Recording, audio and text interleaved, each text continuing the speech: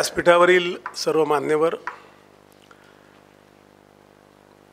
23 वर्षे अखंडपणे सुरू असलेल्या या कार्यक्रमाच्या आजच्या कार्यक्रमाला आलेले सर्व मित्र, स्नेही, लेखनावर आपला आशीर्वाद देत राहणारे माझे वाचक,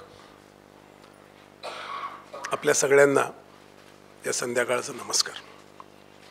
आजचा विषय जो आहे तो विश्वपटलावरील भारत हा विषय मांडताना मी थोडा एखाद्या चित्रपटात असतं फ्लॅशबॅक, जमकट्स असतात ना, आपण मागे पुढे जातो तसा मी जाणार आहे।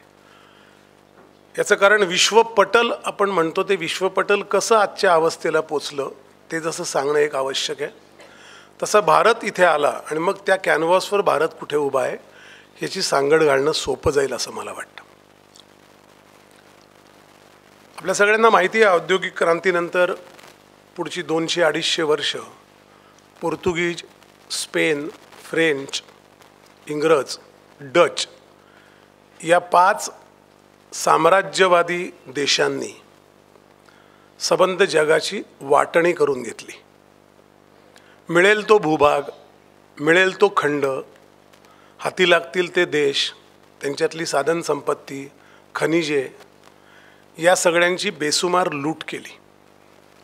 तिथल्या मानवी संस्कृतीचा, तिथल्या उभ्या राहिलेल्या मानवी जीवनाचा बऱ्याच प्रमाणात अपमान करत, काहीच प्रमाणात सन्मान करत त्यांनी आपलं बस्तान जगातल्या अनेक देशात बसवलं।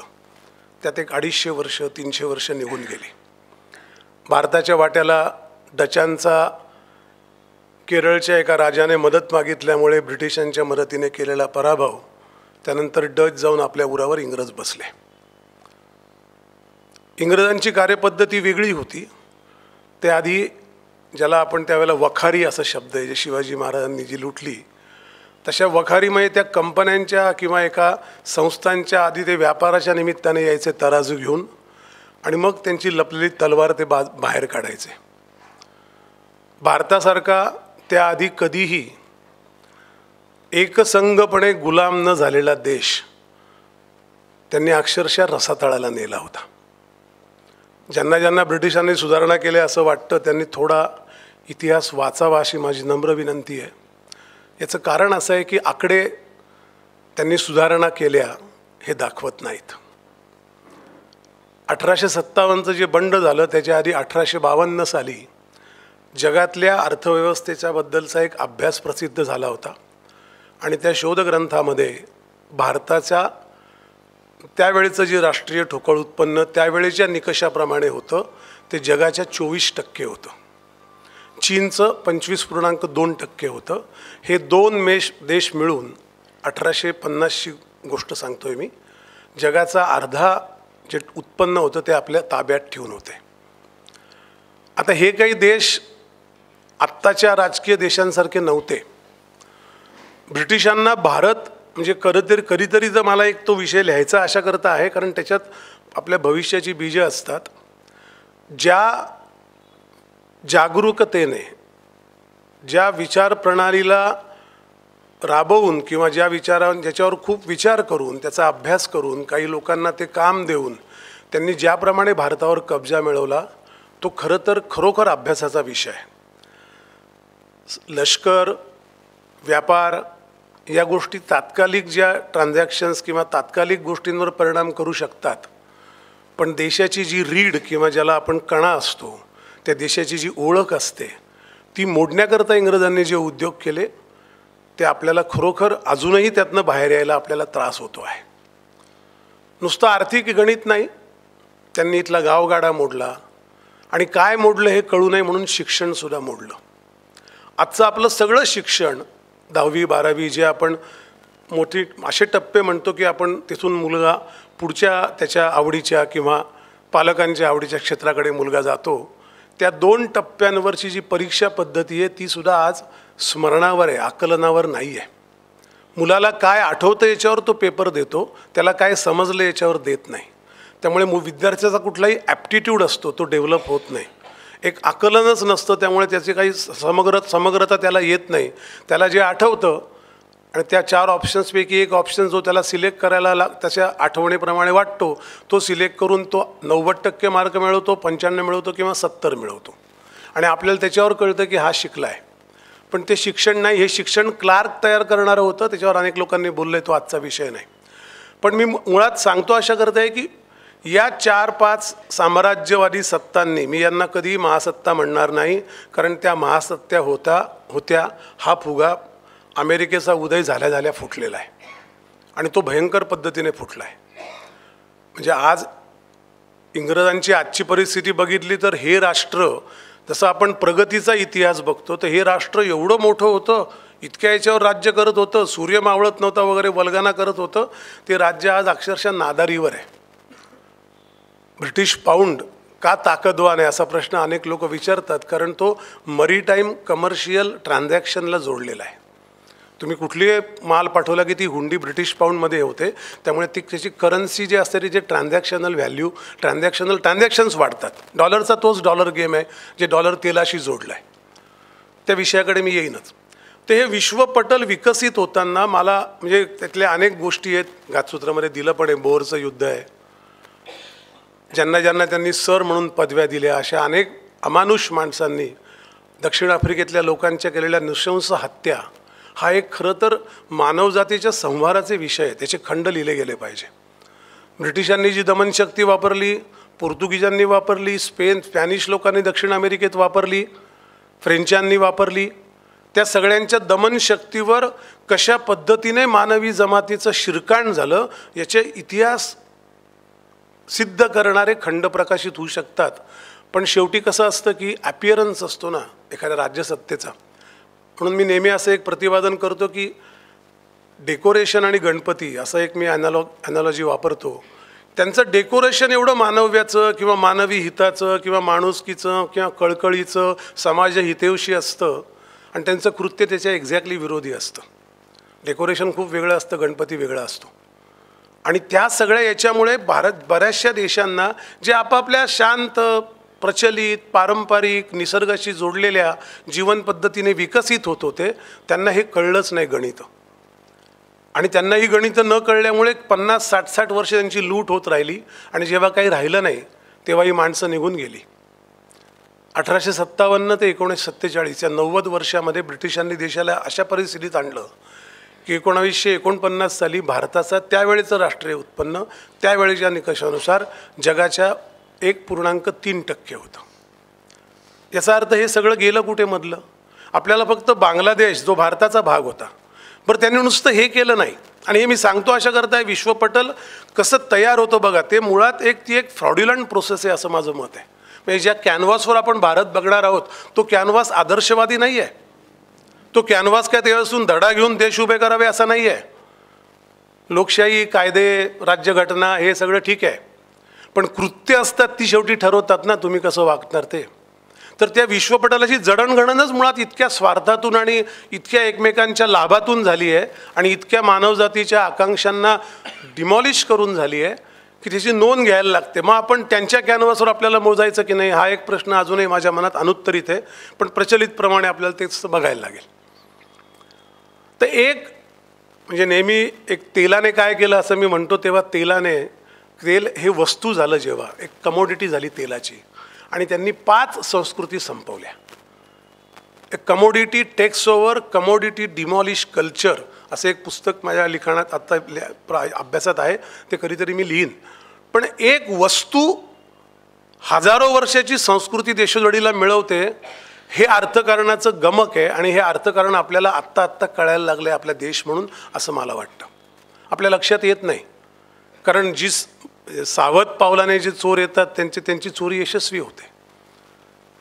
त्यामुळे या सगळ्या साम्राज्यवादी, अत्यंत हुकुमशाही पद्धतीच्या आणि चेहरा लोकशाहीचा असणाऱ्या या देशांनी जगाची अमानुष लूट केली. त्यात सगळ्यात वाईट, आता कसं असतं, केवढा काळ निघून गेला 500 वर्षाचा. ब्रिटिशांनी रेल्वे आणली म्हणून आपण आपल्या कविता केल्या, आपण त्याची गंमत, त्याचे आभार मानत राहिलो. ती रेल्वे त्यांच्या कच्च्या मालाच्या वाहतुकी करता होती, आपल्याकडे कोणाला कळलं नाही. तुम्ही रेल्वे स्टेशनचा मॅप बघा विकसित झालेला, 41 वर्षाचा मॅप उपलब्ध आहे. ती कुठे कुठे रेल्वे स्टेशन केली त्यात लोकसंख्येचा काही संबंध नव्हता. त्यात कुठे कुठे खनिजं होती, कुठे कुठे ताग होता, कुठे कुठे चहा होता, कुठे कुठे काय काय वस्तू मिळत होत्या, त्याच्या वाहतुकीकरता म्हणून रेल्वे आणली. त्यातनं लोक बिचारे इकडून तिकडे गेले त्यांच्या नावाचा गजर करत. हे आपल्या अज्ञानाचा भाग आहे. म्हणून विश्वपटल उभं राहताना, आणि हे खेळ अजूनही सुरू आहेत. म्हणजे आत्ताचं जे विश्वपटल याच्यावर भारताचा GDP मोजताना आपल्याला फार कौतुक वाटतं की आपण आता 3 ट्रिलियनची 5व्या क्रमांकाची अर्थव्यवस्था झालो. पण मुळात ते GDP हे मेजर फ्रॉड आहे आपल्याला कळत नाही.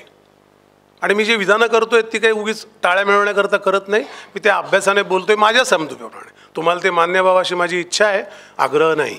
तुम्ही पण अभ्यास करावा आणि आपण त्याच्यावर वाद कधीही घालूयात. कारण ही प्रोसेसच मुळात मांडणी करायची, खंडन करायचं आणि संश्लेषण करायचं अशी आहे. मंडन, खंडन, संश्लेषण ही आपली उपनिषदापासून अभ्यासाची पद्धत आहे. विश्लेषण हे आपल्या पद्धतीत नाही. टी व्हीवरचे भांडणाचे कार्यक्रम हे विश्लेषणाच्या कॅटेगरीत असतात. त्यातनं काही कन्क्लुजन निघत नाही. कोण खरं बोललं आणि कोण खोटं बोललं शेवटपर्यंत कळत नाही. दुसऱ्या दिवशी परत आपण दुसऱ्या विषयावरचा कार्यक्रम बघतो. ते फसवणुकीचे कार्यक्रम आहेत. त्यातनं काही कंटेंट आशय कळत नाही. त्यात स्टाईल आहे, सबस्टन्स काही नाही. त्याला प्रेझेंटेशन आहे पण त्यामध्ये परत तेच डेकोरेशन आहे, गणपती नाही आहे. त्यामुळे त्या सगळ्या याचा अभ्यास करताना आता GDP मी असं काय म्हणालो, काय असतं GDPत? वस्तू आणि सेवा, बरोबर. सर्व्हिसेस धरल्या जातात, देशांतर्गत वस्तू उत्पादन धरलं जातं. मी GPP GDP असं काही टेक्निकल बोलत नाही. आपण नॉर्मल राष्ट्रीय ठोकळ उत्पन्न, एका भूभागात होणारं वस्तू आणि सेवांचं उत्पादन आणि त्याची नोंद, product, agricultural product, industrial product आणि सेवा, सर्व्हिसेस. मी अमेरिकेत अनेक वर्ष नोकरी केली, तुमच्यावेळी काही लोकांनी केली असेल. तिथे इन्कम टॅक्सचा एक फॉर्म भरतो आपण. त्या फॉर्ममध्ये एक असं एक लिहिलेलं असतं, have you drop your neighbour kids to the cool. तुम्ही कोणाला शेजारच्या मुलाला शाळेत सोडलं का? तुम्ही तुमच्या त्या काउंटीमध्ये किंवा त्या तुमच्या परगाण्यामध्ये कुठली सामाजिक सेवा केली का? तिथलं काय ते जे कपडे असतात लोक देतात त्याचे काही दान, ते कपडे गोळा केले वापरलेले, ते लोकांना गरिबांना दिले, कोणाला अन्नदान केलं, कुठल्या चर्चमध्ये जाऊन काही आणखीन बाकीची सेवा केली, असं तुम्ही काही केलं का? असे त्या टॅक्स रिटर्नच्या फॉर्ममध्ये प्रश्न आहेत. तुम्ही जेव्हा त्याचं उत्तर हो असं देतात तेव्हा ती 1 युनिट सेवा देशाच्या उत्पादनात पकडली जाते. आणि इथे गोंधळ कसा होतो बघा, गोंधळ कसा होतो बघा. आमच्याकडे आजोबा नातीला सांभाळतो हे त्याच्या आयुष्यभराच्या देवाणघेवाणीचा पदर आहे. त्याची जबाबदारी असते आजोबाची की नातवाला मी सांभाळावं. ती काही चाइल्ड केअर सर्व्हिस म्हणून आपल्या इन्कम टॅक्स रिटर्नमध्ये आपण लिहित नाही. आपण शेजारच्याला सांगतो की आमच्या घराकडे लक्ष ठेवा, ती काही सिक्युरिटी चार्जेस म्हणून तो त्याच्या रिटर्नमध्ये लिहित नाही.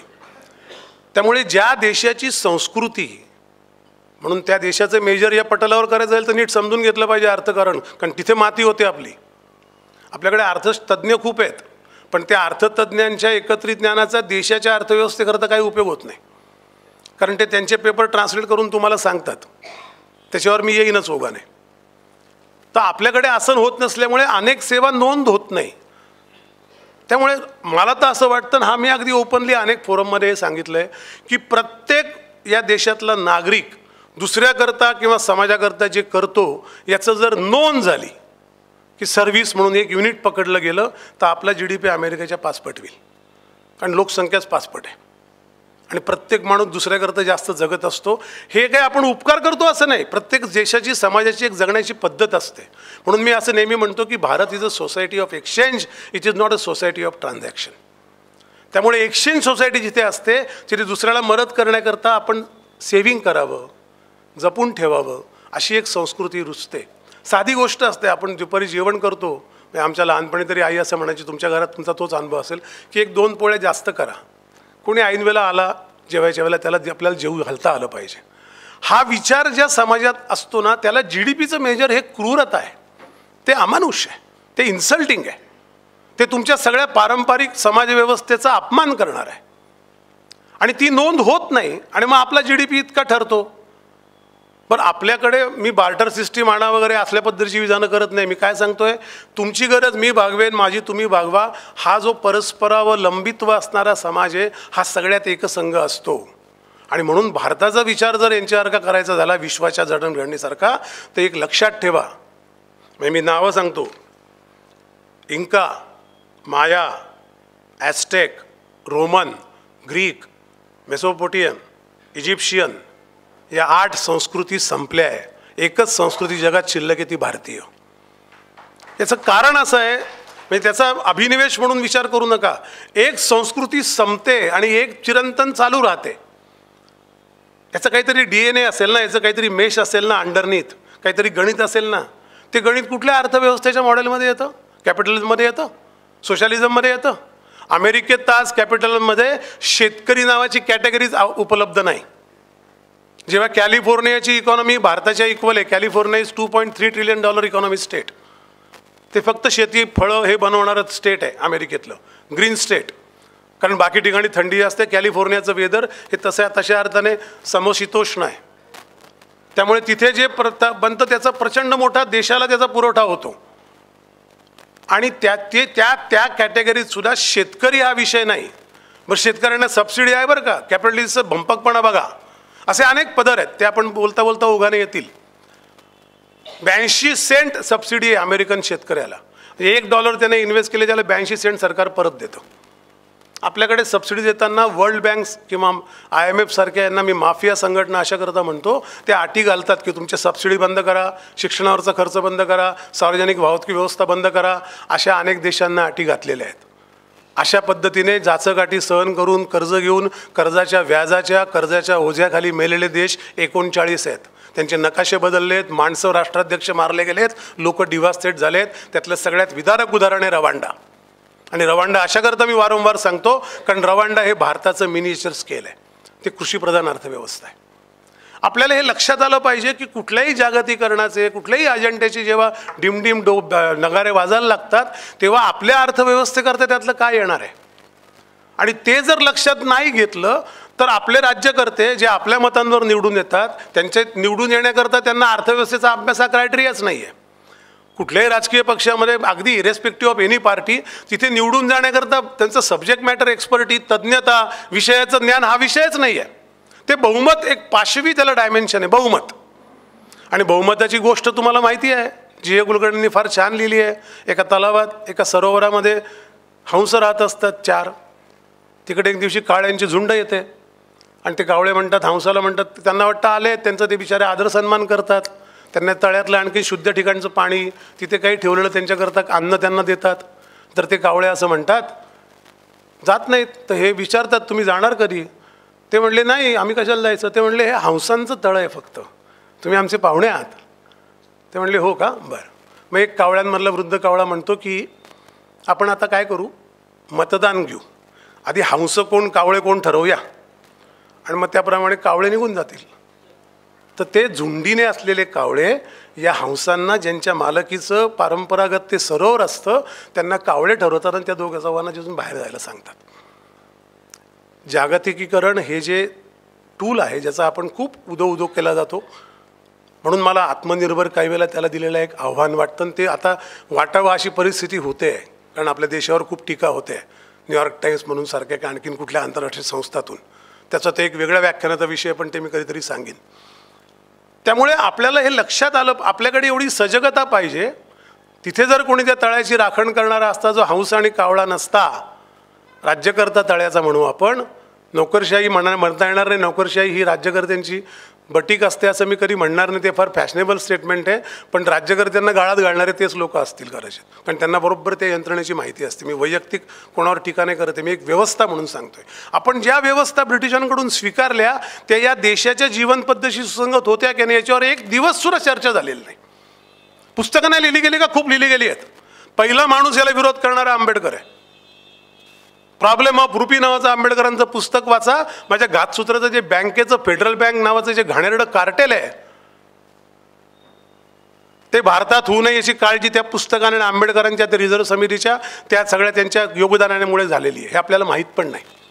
आपल्याला आंबेडकर दलित नेते वाटतात फक्त. आपल्याला कळत नाही की हा माणूस किती प्रखंड पंडित होता, याने आपल्याला काय नेमकं वाचवलं आहे. तर तो त्या तळ्याचं राखण करणारा माणूस आहे. तो सांगतो की हे हंस हे कावळे, त्याने ते बायफर्गेशन केलं आहे अर्थकारणातलं. म्हणून ती जेव्हा ब्रिटिश टीम आली की तुमच्याकडे खाजगी मध्यवर्ती बँक करा, त्याचं काय नाव, मी आता नाव विसरलो त्या अध्यक्षाचं, तेव्हा त्यांनी सांगितलं नाही, भारताच्या रुपीचा प्रॉब्लेम वेगळा आहे. हा पैसा रुपया अजूनही बार्टरशी जास्त जोडलेला आहे. आणि साध्या तुला उदाहरणार्थ तुम्हाला सांगतो मी काय म्हणतोय ते. जेव्हा सोसायटी ट्रान्झॅक्शन बेस्ड होते तेव्हा क्रेडिट कार्ड सिस्टीम अपरिहार्य ठरते, कारण ट्रान्झॅक्शन मोजले जातात. म्हणून व्हॉट इज क्रेडिट कार्ड सोप्या पद्धतीने समजून घ्या. हे विश्वपटल जोपर्यंत कळत नाही तोपर्यंत भारताचं स्थान ठरवता येणार नाही. क्रेडिट कार्ड काय असतं, मी आज क्रेडिट कार्ड कोणाला तरी देतो आणि आपण स्वाईप केलं, I am borrowing from future, I don't know whether that money will come to me or not.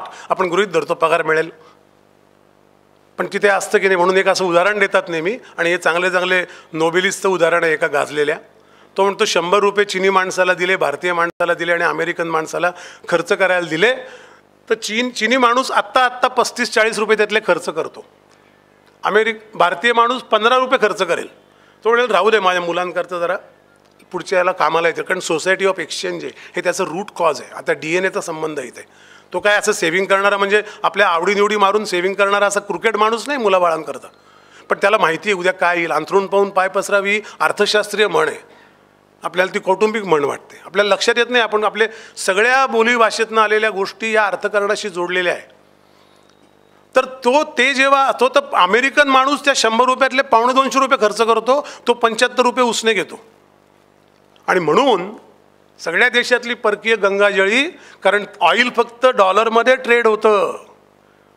हे पहिल्यांदा आत्ता घडतंय. रशिया आपल्याला रुबलमध्ये ऑइल देतोय. हे पहिल्यांदा काही वर्षापूर्वी घडलं. त्याला इराणला मोठे निर्बंध सहन करायला लागले. इराणने भाताच्या बदल्यात आपल्याला ऑइल द्यायचं कबूल केलं, त्याची इक्विव्हॅलंट मार्केट त्यावेळेची व्हॅल्यू काढून. नाही तर ऑइल फक्त डॉलरमध्ये ट्रेड होतं. माझ्या देशामध्ये पीक तयार होतं बासमती, आणि तुम्ही सांगायचं बासमती फक्त डॉलरमध्ये ट्रेड होईल. हे काय गणित आहे. म्हणून जेव्हा डॉलर गेम निक्सनने केला त्याशी डॉलर त्या ऑइलशी जोडला, त्यानंतर डॉलर कधीच खाली आला नाही. अमेरिकन अर्थव्यवस्थेची साईज काय हो, $21 ट्रिलियन. तिच्यावरचं राष्ट्रीय कर्ज काय, $19.6 ट्रिलियन. ती जेव्हा $20 ट्रिलियन पर्यंत कर्ज जाईल तेव्हा अध्यक्षाचे अधिकार ऑटोमॅटिक कट होतात, त्याला कुठलाही खर्च करता येत नाही. अमेरिकेतल्या लायब्ररी शाळात काही दिवस त्यांचे खर्च सस्पेंड करायला लागतात. मग ते GDP मेजर करून आकडेमोड करून GDP वाढवायचा प्रयत्न करतात. $12 ट्रिलियन पासून अमेरिकेची इकॉनॉमी बघतोय. $9 ट्रिलियन जे वाढलेत त्यात मला असं वाटत नाही की $9 ट्रिलियन खरोखर अर्थव्यवस्था वाढली आहे. तो ना आकड्यांचा खेळ आहे, आणि ते खेळाकरता त्यांच्याकडे विश्लेषक वगैरे मोठमोठ्या पोझिशन्स असतात सरकार. तर मुळात ज्याचे मेजर फ्रॉड आहेत त्याचे परिणाम फ्रॉडच असणार. त्यामुळे हा जो $2.25 खर्च करतो तो आपल्याकडून बॉरो करतो. परकीय गंगाजळी म्हणून डॉलरमध्ये कशाला मोजली पाहिजे परकीय गंगाजळी, कारण आंतरराष्ट्रीय व्यापारात तेल घ्यायचं असेल डॉलर द्यायला लागतात. सोनं घ्यायचं असेल सोनं तुम्ही डॉलरमध्ये का घ्यावं आम्ही, पण आंतरराष्ट्रीय बाजारातून. सोनं काय कोणाच्या घरून आलं आहे, ज्या देशाची डॉलर करन्सी आहे त्या बँकेने सोनं बनवलं आहे, त्या बँकेने सोनं लुटलं आहे जगभरातलं. आत्ता बँक ऑफ इंग्लंडच्या प्रकरणं बाहेर येतील बघा तुम्ही. त्यांनी जेवढं सोनं लुटलं आहे तेवढी लुटालूट कोणी केलेलं नाही. 9/11 झालं, मंगळवार होता तो 9/11चा. शुक्रवार, शनिवार, रविवार 3 दिवस तिथे पिवळ्या पट्ट्या लावून त्याचं काम बंद केलं होतं. लोक टाहो फोडत होते की एखादा फायर ब्रिगेडचा माणूस, एखादा तिथवरून कोसळलेला माणूस ढिगाऱ्याखाली असेल. ते बंद केलं कारण खालच्या तिथे 6 मजले लॉकर होते, तिथलं सोनं सगळं पहिल्यांदा हलवलं गेलं. घातसूत्रामध्ये त्याचं फार डिटेल वर्णन आहे, त्याचा रेफरन्स आहे. हे काही कल्पित भाकड कहाण्या नाही आहेत. घातसूत्राकरता मी 482 पुस्तकं वाचली, ते 300 पुस्तकं मी लिहिलं आहे त्याच्या विरुद्धची वाचली आहेत. तो बॅलन्स ठेवावा म्हणून. त्यामुळे अर्थकारणाचे पट विश्वपटलावर असे लागलेले आहेत की एक लुटणारे, त्यांना वर्ल्ड बँक का करायची होती ब्रिटन वूडला 1956 साली. फेडरल बँक आली तेव्हा अमेरिकेत बँकिंग विश्व काय होतं, 77,000 छोट्या बँका होत्या. मी शाखा नाही म्हणत, बँका म्हणतोय. त्या गावाचं ते अर्थकारण बघायचं. आपल्या पतपेढ्या असतात तसं. पतपेढ्यात फ्रॉड होत नाही असं नाही, पतपेढीचं समर्थन करण्याकरता मी बोलत नाही, मी कुठल्याही पतपेढीचा मेंबर नाही. पण त्या पतपेढ्या गावाची क्रेडिट जे लागणारं त्यांना दैनंदिन व्यवहाराकरता, शेती बिती दुकानं बिकानं त्याच्याकरता तो भागवायचा. फेडरल बँक ही सेंट्रल बँक आली, या सगळ्या बँकांचे अधिकार गेले. फेडरल बँकेचा अध्यक्ष अमेरिकेचा अध्यक्ष नेमतो हे खरं आहे, पण त्याला 3 नावं दिली जातात, त्यातलं एक निवडायचं हे स्वातंत्र्य आहे. फेडरल बँक ही खाजगी बँक आहे. उद्या HDFCच्या दीपक पारेख यांना सांगितलं तुम्ही चलन छापा, तुम्ही क्रेडिट धोरण देशाचं ठरवा, तर काय होईल. तसं ते फेडरल बँकेचं गेली 100 वर्ष चालू आहे. मग ते स्थापन करण्याकरता त्या बँकांची सगळी जी विकेंद्रित बँकिंग व्यवस्था होती, जी त्या गावातल्या खर्च करण्याच्या ताकदीप्रमाणे, क्रयशक्तीप्रमाणे, खरेदी करण्याच्या अवकातीप्रमाणे किंवा थोडी चैन मौज करण्याच्या शक्तीप्रमाणे त्या त्या गावाच्या पैशांची नीड भागवायची. ही सगळी विकेंद्रित अर्थव्यवस्था कन्सॉलिडेट केली गेली. एक सेंट्रल बँक आली. बँक ऑफ इंग्लंड खाजगी बँक आहे, बँक ऑफ फ्रान्स खाजगी बँक आहे, बँक ऑफ नेदरलँड खाजगी बँक आहे, डॉइश बँक खाजगी बँक आहे.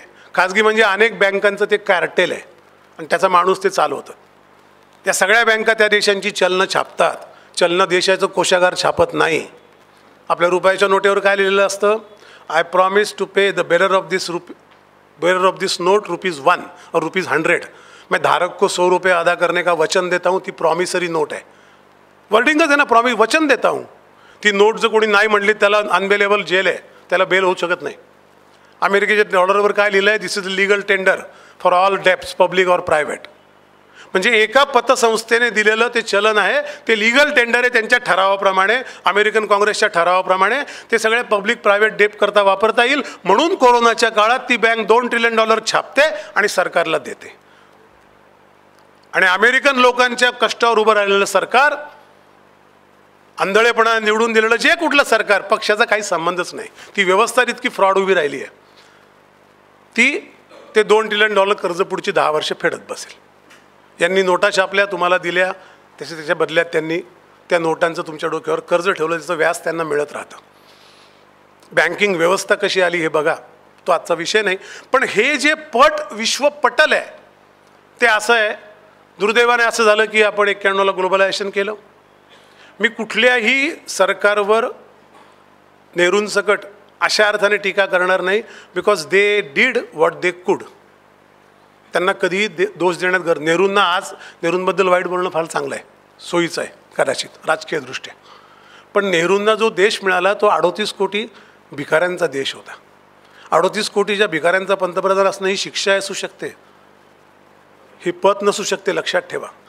त्या कंडिशनमध्ये जे शक्य आहे, मी त्यांच्या चुका अजिबात पदराआड घालायला मी काही जजमेंट कॉलवर घेत नाही आहे. पण मला चीनने त्यांनी केलेलं ब्लंडर, त्यात मला काही शंकाच नाही. ते तर सगळ्यात मोठं खच्चीकरण आहे लष्कराचं. सुरुवातीच्याच म्हणजे लहानपणीच लहान मुलांना ड्रग्सची सवय लागावी अशा पद्धतीचं करप्शन, अशा पद्धतीचं सगळं घडलं आहे. पण देश उभा करताना त्यांच्याकडे फार चॉईस नव्हते. तुम्हाला माहिती आहे, युक्रेनचं युद्ध सुरू झाल्यावर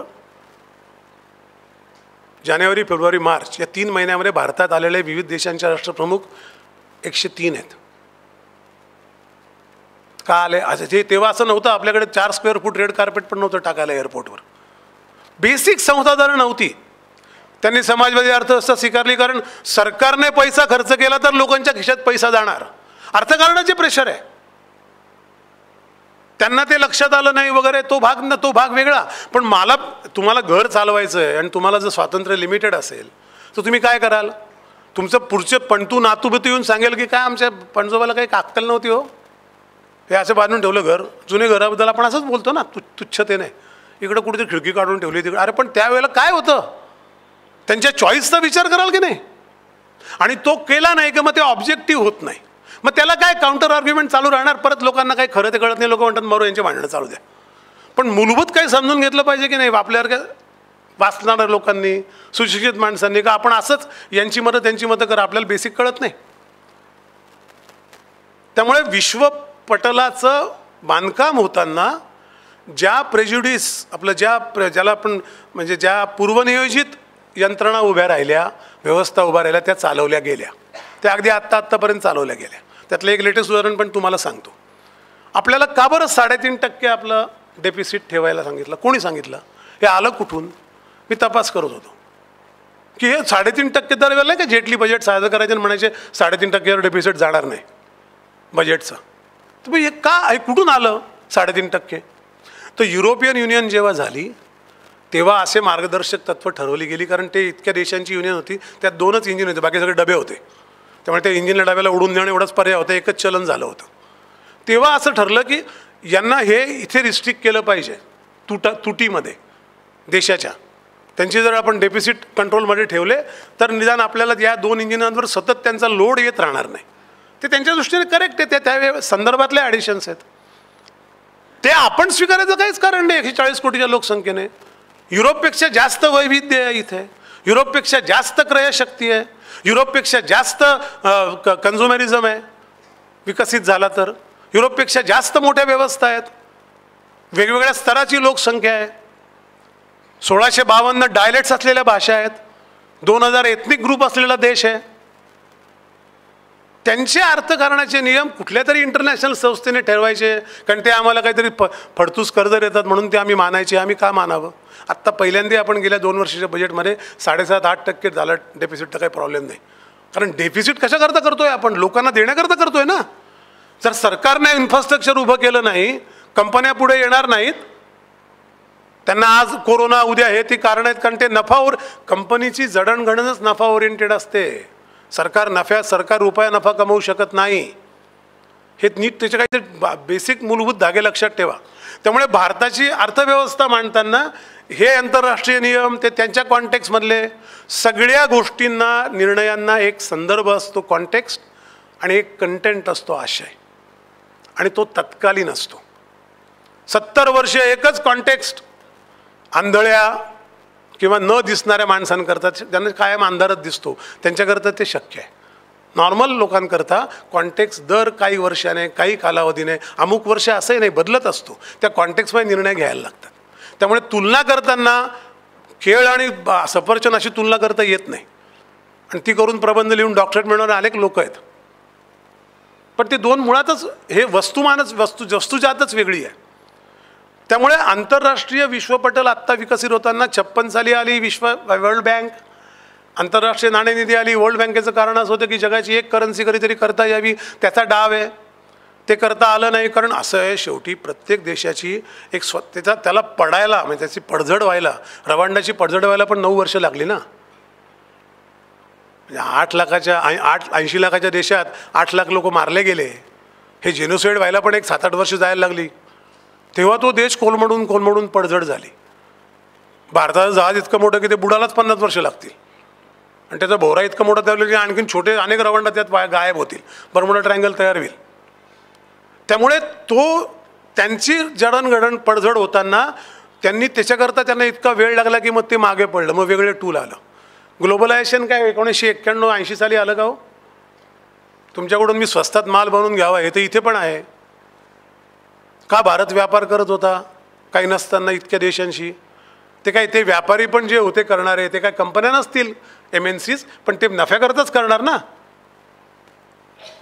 पण या देशामध्ये अनेक राजांनी जे मनोरे, जे स्तूप, जे मॉन्युमेंट जे उभे केले, ते CSR नाही तर काय वेगळे? अजंठा लेणं खोदणं याला खर्च नसेल आला? कुतुब मिनार उभं करताना खर्च नसेल आला? ते त्या कारागिरांना काम नाही मिळालं? CSR आत्ता आलेला फंड आहे का? हे सगळे विकसित राष्ट्रांचे आर्थिक वाढीचे फंडे आपण तसे घेऊन आपल्या डोक्यावर आणले लोकांच्या. मला समाजवादी व्यवस्था स्वीकारण्याबद्दल राग नाही, पण त्याचं काहीतरी निकष तर तपासले पाहिजे ना 2-2 वर्षाने. तुमच्या घरात तुम्ही ठरवलं की फर्निचर इकडे करून ठेवायचं, भिंतीकडे तोंड करून, ते 3-4 महिन्यात आड दिसतं ना, इकडे करू, आपण करतो ना. हे बदल करण्याची व्यवस्था असेल तर काहीतरी तुम्ही बदल करू शकता ना. ते तपासण्याची व्यवस्था पाहिजे ना, ती नाही. ते झिरपत गेले तसे देणे, असंच करायचं. मित्र आलेत माझे, नितीन मुंडावरे साहेब येते, अजूनही ते फोल्डरवर, त्या फाईलवरती छापा मारून मागे लिहायची ती पद्धत चालू आहे 70 वर्ष. कसले नोट आहेत, ही कुठली पद्धत आहे? आणि बाकी मग सगळे निवडणुकीला अंत्योदय वगैरे आपण सगळ्या गोष्टी बोलतो. त्यामुळे हे विश्वपटल आत्ता अशा अवस्थेला पोचलं आहे की त्याचा कुठल्याही देशावर काही कंट्रोल नाही. United Nations is the most insignificant organisation at this moment. ते ठराव काय करू द्या, बजेट काय असू द्या, त्यांच्या कुठल्याही ठरावाला कोणी किंमत देत नाही. कारण भारतासारखा जगाच्या 17% लोकसंख्या असलेला, आणि माझं वाक्य लिहून ठेवा, मी प्रेषित आहे असं मला म्हणायचं नाही, माझ्या अभ्यासाने बोलतो, आणि 2050 साली जगातली 1 क्रमांकाची अर्थव्यवस्था होणारा देश आजही UN सिक्युरिटी काउन्सिलचा मेंबर नाही, ज्याला व्हेटो नाही. तुम्ही 17% लोकसंख्येला वंचित ठेवतायत. तुम्ही 5 लोक जे मिळून ठरवतात त्याच्यावर तुम्ही आम्हाला नागवताय. हे विश्वपटल आहे. तुम्ही ठरवताय त्यांना कर्ज द्यायचे नाहीत, तुम्ही ठरवताय देशाला राज्यकर्ता बदला तर कर्ज द्या, हे तुम्ही ठरवताय. तुम्ही कोण? आमच्याकडे आमची माणसं आमच्या पद्धतीने जगत नव्हती? हा समाज किती वर्ष, 1000 वर्ष जगला? तो काय युनोमुळे जगला? IMFमुळे जगला? तो त्याच्या पद्धतीने जगला, आणि तो त्याला ऑर्गॅनिक ग्रोथ असा एक गोड शब्द पण आहे. सगळीकडचे शब्दप्रयोग प्रचंड आहेत. प्रत्यक्षात तपासणी काही नाही. तो त्याच्या ऑर्गॅनिक ग्रोथने वाढला, त्याला त्याची अर्थव्यवस्था पाहिजे. त्यामुळे विश्वपटलावर भारताचं आजचं स्थान बघताना ठीक आहे, बरं काय झालं इंग्रजांनी सोडलं तेव्हा परिस्थिती काय होती, आपण कुठून कुठे आलो हे पण कळलं पाहिजे. आपण सुरुवातच माहीत नसेल तर किती प्रवास केला हे कसं सांगणार. प्रत्येक माणूस अंदाज करणार, 4 दिवस लागले म्हणजे 200 किलोमीटर असतील, 500 असतील, अशा अंदाजपंचे कारभार चालतो. 1947 देश सोडला. तुम्हाला 49 तर मी सांगितलं किती टक्के जगाच्या GDP, 32 सरासरी वय आहे देशाचं. हे रिपोर्ट आहेत, हे माझे आकडे नाहीत, तुम्हाला कुठे ऑनलाईन ते मिळतील. त्याचे आकडे तुम्हाला सांगितले तुम्ही हादराल. 7,554 रुपये दरडोई उत्पन्न, 48 दशलक्ष टन फक्त अन्नधान्य उत्पादन, आणि देशामध्ये उद्योग अत्यंत क्षीण. सेवा नावाचा विषयच नाही, तो कधी मोजलाच गेला नव्हता, अजूनही मोजला जात नाही. त्यातलं 300 ग्रॅम दरडोई अन्न कन्झ्युम करण्याची ॲबिलिटी असलेला देश आहे. परकीय चलन त्या काळचं, तेव्हाही परकीय चलन लागायचंच ना. ते किती होतं,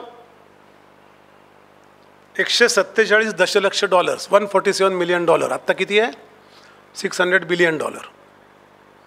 32 वर्ष सरासरी वय, हजारात 147 मुलांचा मृत्यू. हे नॉर्म्स आहेत जगण्याचे त्यावेळेचे. हे एकदा केलेला सर्वे नाही आहे, हे चालू होतं अनेक वर्ष. 12% साक्षरता, आत्ता 78.6%. आणि त्यात परत फाळणी झाली. म्हणजे नुसता इन्सल्ट नाही आहे, इंजुरी आहे, आणि त्याचा इंजुरीचा इन्सल्ट आहे. फाळणी केली आहे, 12 लाख लोक मेले आहेत, 1,70,00,000 लोक विस्थापित झाले आहेत. त्यांच्या आयुष्यभर कमवलेल्या प्रॉपर्ट्या या भूभागात राहून वाढलेल्या, आपल्या आप्तजनांबरोबर वाढलेले, आपल्या शेतीत काम करणाऱ्या मजुरांबरोबर वाढलेली माणसं एका रात्रीतून देशातून बाहेर गेली आहेत आणि तिकडे आली आहेत काही देशातली. कोणी केली फाळणी? म्हणजे मी तर नेहमी असा विचार करतो की माझं असं मी अस्वस्थ सूत्रामध्ये ते लिहिलं पण आहे की या सगळ्या भरतखंडाचा विचार करा. जो राजकीय एक देश नसेल, मला मान्य आहे, अहो राजकीय देश म्हणजे काय आहे शेवटी. असं कोणतरी चंद्रगुप्त मौर्याने इराणपर्यंत गेला होता, त्यावेळेचा तो राजकीय देशच आहे. त्याची त्या बॉर्डर्स होत्या, तो महसूल तोही गोळा करायचा. राघवराव पेशव्यांनी अहमदशाह अब्दालीवर महसूल बसूनच परत आले होते पानिपतानंतर, म्हणून तर त्याला सोडला. खैबरच्या पुढे बर्फ पडला आणि गोडी जात नाही म्हणून. त्यामुळे महसूल व्यवस्थेत शिवाजी महाराजांच्या काळातली महसूल सगळ्यात आदर्श आहे. आपल्याला शिवाजी तर कळलेच नाही आहेत खरं सांगायचं तर. एक माणूस यात अशा परिस्थितीपर्यंत नव्हे, तर तो विषय नाही. मला असं म्हणायचं आहे की तुम्ही फाळणी करताना या देशातल्या लोकसंख्या किती, भारताची 34 कोटी त्यावेळेची, भारत पाकिस्तान मिळून 38 कोटी वगैरे असेल. 1.5 कोटी, 1.25 कोटी लोक विस्थापित झाले. जगाच्या इतिहासात अशी फाळणी झालेली नाही. या देशातले छोटे छोटे तुकडे तुम्ही बाहेर काढले, भूतान, नेपाळ, म्यानमार, पाकिस्तान, बांगलादेश, श्रीलंका, हे तुकडे वेगळे देश. अरे मी आत्तापर्यंत एकत्रच जगत होतो ना. हे तुम्हाला कोणी दिलं ते ड्युरंड लाईन मारायचा ना अफगाणिस्तानला कायमचा तोडण्याचा अधिकार? म्हणजे तुम्ही विश्वपटल लागताना काय केलं की आमची जन्मताच पंचायत करून ठेवली. जन्माला आलेल्या मुलाच्या तोंडात बोळे कोंबून ठेवले, त्याचे हातपाय बांधून ठेवले. ते जपानची वॉरमध्ये ते करायचे ना, जन्माला येणाऱ्या चायनीज मुलींच्या पायात जपानी लोक आक्रमण केले, लाकडी बूट घालायचे. त्या मुलीचा पायच कधी वाढायचा नाही. नाल ठोकता बैलाला तसं लाकडी बूट ठोकलेलं असायचं. चीन जपानच्या अत्याचाराच्या काळात हे आम्हाला असं केलं, आणि तरी आम्ही लढत खडत एखाद्या जखमी पक्षाप्रमाणे, श्वापदाप्रमाणे, ज्याला पाणी पिता येणार नाही, ज्याला पाण्यापर्यंत चालता येणार नाही, ज्याला अन्न मागता येणार नाही, ज्याच्याकडे अन्नच नसेल, असा देश उभा राहतो. आणि तो उभा राहतो तो कुठे जातो? 5व्या क्रमांकाची. तुमच्याच मेजरने अर्थव्यवस्था होतो. आमच्या मेजरने करायला गेलो तर आम्ही 1ल्या क्रमांकाचे असू. आम्हाला तुमचे मेजर नाकारायला आपण हिंमत दाखवली पाहिजे. ती कधीतरी आपल्यात करेज आली. पण आपल्याकडे काय झालं आहे, अर्थशास्त्र हा विषय कुठल्या तरी फॉरेन रिटर्न पंडितांचा असं आपल्याला वाटतं. एकदा तर मला असं करायचं आहे सर, भार्गवे सर, एक IMFचा अहवाल इकडे वाचून दाखवायचा आहे लोकांना. तुम्हीच हसाल पिदी पिदी. अहो कसले निकष यांचे, कुठला सर्वांगीण विचार, कुठल्या सर्वेचं स्केल. ते आपल्या टी व्हीवर काय व्हायचं ना की 97% लोकांचं असं मत आहे. अरे किती लोकांची मतं घेतली तर 9 पैकी 97% किती झाले? 7 लोक. टी व्ही बघणारे लोक किती? 12 लाख. अरे काय सर्वे, असे सर्वे, असे सॅम्पल साईज. आणि परत अटी, हे झालं बंद करा, ते बंद करा, शिक्षण फुकट बंद करा, प्रायमरी हेल्थ केअर सेंटरची गरज नाही, कॉर्पोरेट आणा, म्हणजे आमच्याच कंपन्यांना सांगा, आमच्या कंपन्या कोलॅबरेट करतील. त्याचे उत्तरं पण आहेत ना, जाच आहे त्याची उत्तरं आहेत. कुलूप आहे त्याची, किल्ली पण त्यांच्याकडे आहे. खरं तर किल्ली आधी बनते मग कुलूप बनतं, हे खरं आहे, यात काही जोक नाही. पण मुळात असं आहे की ही सगळी मांडणी करताना आम्ही तरी उभं राहिलो. मला तर असं वाटतं, म्हणजे आधीच्या लोकांचं 47 ते 80पर्यंत एक तर समाजवादी अर्थव्यवस्था आपण स्वीकारली, अपरिहार्यता असेल, समजेचा विषय असेल. मी विवेकानंद किती साली म्हणाले हो, 1897 ना अमेरिकेला गेलेले, 93, की जो धर्म अर्थ जाणत नाही तो संपतो. भीष्म कधी म्हणाला, अर्थस्य पुरुषोदासा, महाभारतात द्रौपदी वस्त्रहरणाच्या वेळेला, आम्हाला अजूनही अर्थ काय कळत नाही, आम्हाला वाटतं हे काहीतरी गुह्य ज्ञान आहे. कारण जार्गन आहेत ना, रेपो रेट, पेपर घेतला पुढचं लगेच पार उडतो, काय रेपो रेट काय कळत नाही बाबा, काय लिहिलं आहे. तुम्हाला सोपे विषय करून सांगता येत नाही, एवढं पण नाही केलं आपण. मग अवेअरनेस त्याच्यातनं येईल, मग कळेल की अरे हे काय बोलताय, मग प्रश्न विचारले जातील, मग ते कुतूहल मारलं जाणार नाही, मग त्याला आन्सरेबल होईल कोणतरी, आणि मग ते मतांशी जोडलं जाईल. मग अवघड आहे सत्ता येणं. आणि हे आपली परिस्थिती असते जगात. अमेरिकेत तीच परिस्थिती आहे. अमेरिकेत एक एडी म्हणून पेरोल संस्था आहे, म्हणजे पेरोलचे प्रोसेसिंग करणारी. त्या संस्थेकडे अमेरिकेतल्या 98% लोकांचे बँकिंग अकाउंट त्यांच्याकडे, कारण ते पगाराचं सॉफ्टवेअर बनवतात. त्यामुळे त्यांना एक्झॅक्ट माहिती असतं या क्षणी किती लोकांच्या बँकेत किती पैसे आडीएल पडू नये. त्याप्रमाणे वॉल स्ट्रीटला सिक्युरिटी स्कीम्स आणल्या जातात. गुगल काय, गुगल तुमचा पूर्ण डाटा गोळा करतो रोज.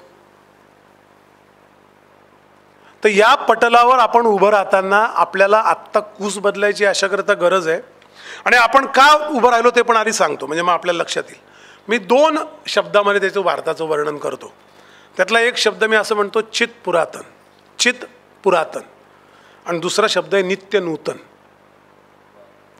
एक अत्यंत चित म्हणजे चित्तामध्ये असलेलं एक पुरातन, आपल्याकडे मोठं मागचं हे आहे सगळं. आपण लोकांवर आक्रमण केलेलं नाही, एका देशावर आक्रमण केलेलं नाही हो. पण आक्रमण केलं चंद्रगुप्त मौर्याने, आक्रमण नाही केलं. सिकंदर आला तेव्हा त्याला प्रतिवाद करायला तो गेला, तिथेही सेल्युलस निकोटरने आपल्या बहिणीचं लग्न त्याच्याशी करून दिलं, आणि तो तह झाला, आणि निकोटर निघून गेला, आणि त्याला इराणपर्यंतचा प्रदेश देऊन टाकला. मी याने घेतला. तह केलेत. इतिहासातले युद्ध काढा, भारतीय इतिहासातले तह काढा. साध्या साधे गणित आहेत मोजण्याची, पण आपल्याला नाही मोजायचं. इंग्रजांनी राज्य देश उभा केला, देशच नव्हता काहीतरी. अरे काय लुटारू काम करत होते, 556 राज्याचे राजे लुटारू होते सगळे. तुम्हाला वाटत जाईल शिवाजी महाराज लुटारू, आम्हाला नाही वाटत.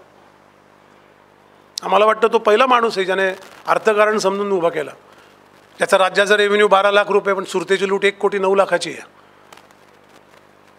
ही थॉट आहे. त्यानंतर इंग्रज आलेले नाहीत. रॉथशिल्डचे ईस्ट इंडिया कंपनी आली कलकत्त्याला 1600ला, त्यानंतर शिवाजी जन्माला आला आहे. पोर्तुगीजांनी बेट आंदणेपर्यंत पश्चिम किनाऱ्यावर पाय ठेवलेले नाही. आजही तीच वेळ येते परत, कसाबच्या आक्रमणाच्या वेळेला किनारे सुरक्षित नाही.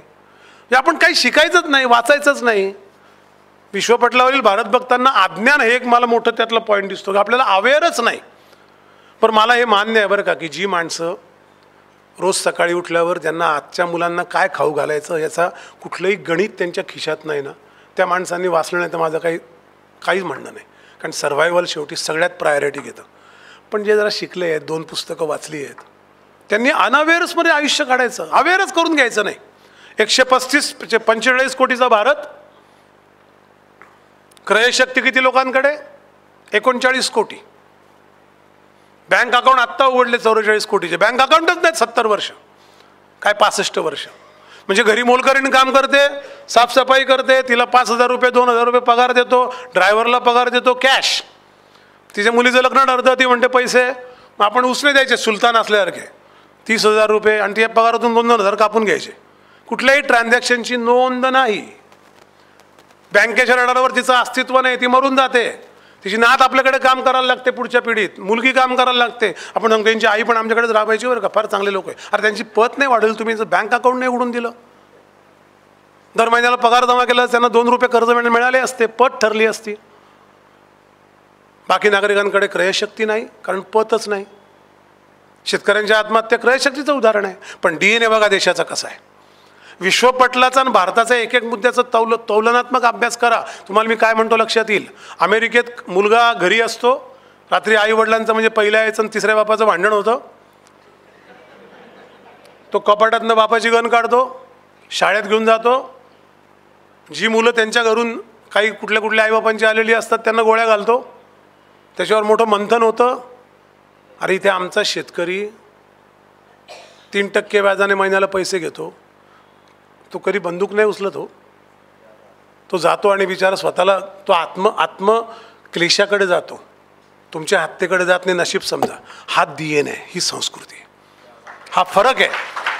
त्यामुळे त्याचा तुम्ही अभ्यास करताना असा काय अभ्यास कराल की नाही बजेट मांडताना की इथल्या लोकांची काय मनोवृत्ती आहे.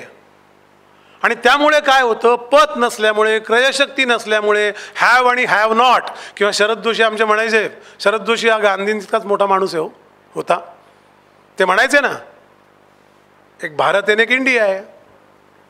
ही गॅप वाढत जाते म्हणून लोक सर्व्हायवल मोडमध्ये जातात. सर्व्हायवल मोडमध्ये गेल्यावर तुमच्या हातात पर्याय राहत नाही.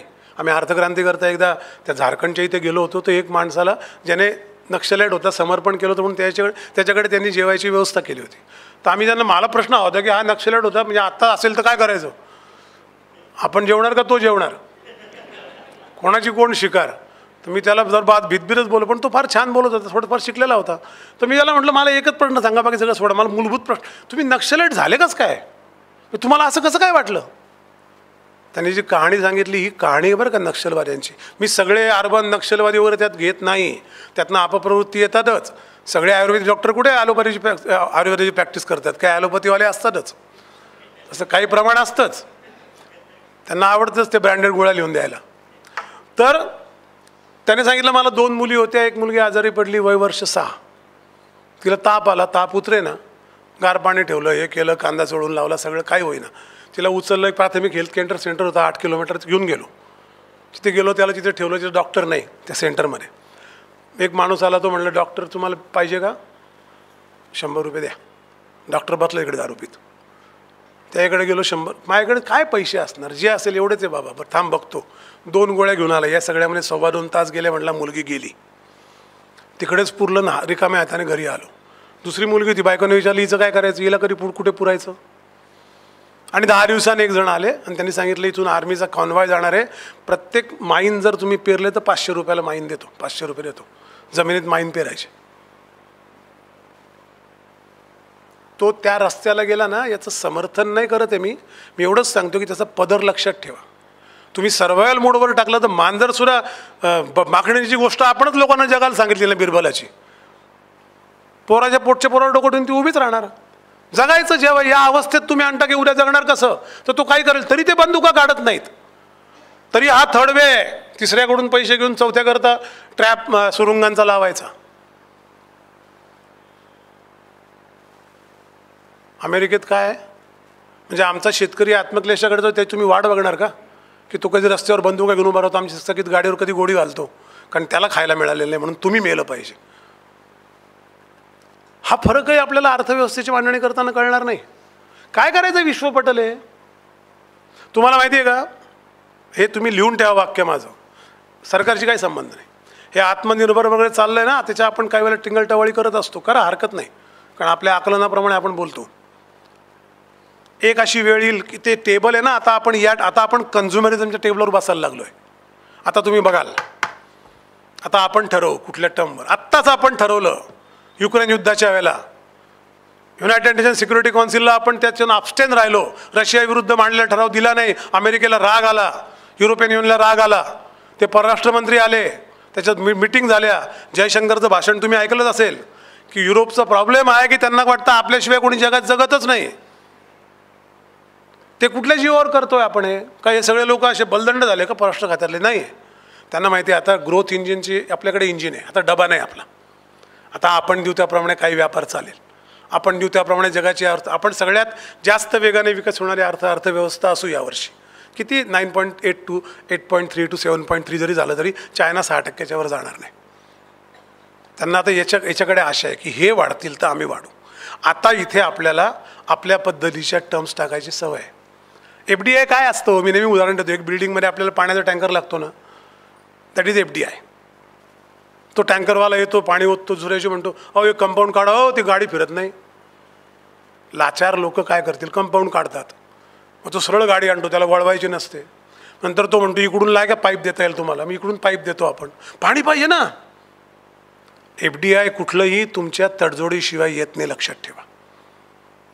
हे ग्लोबलायझेशन वगैरे सोडून द्या सगळ्या गोष्टी.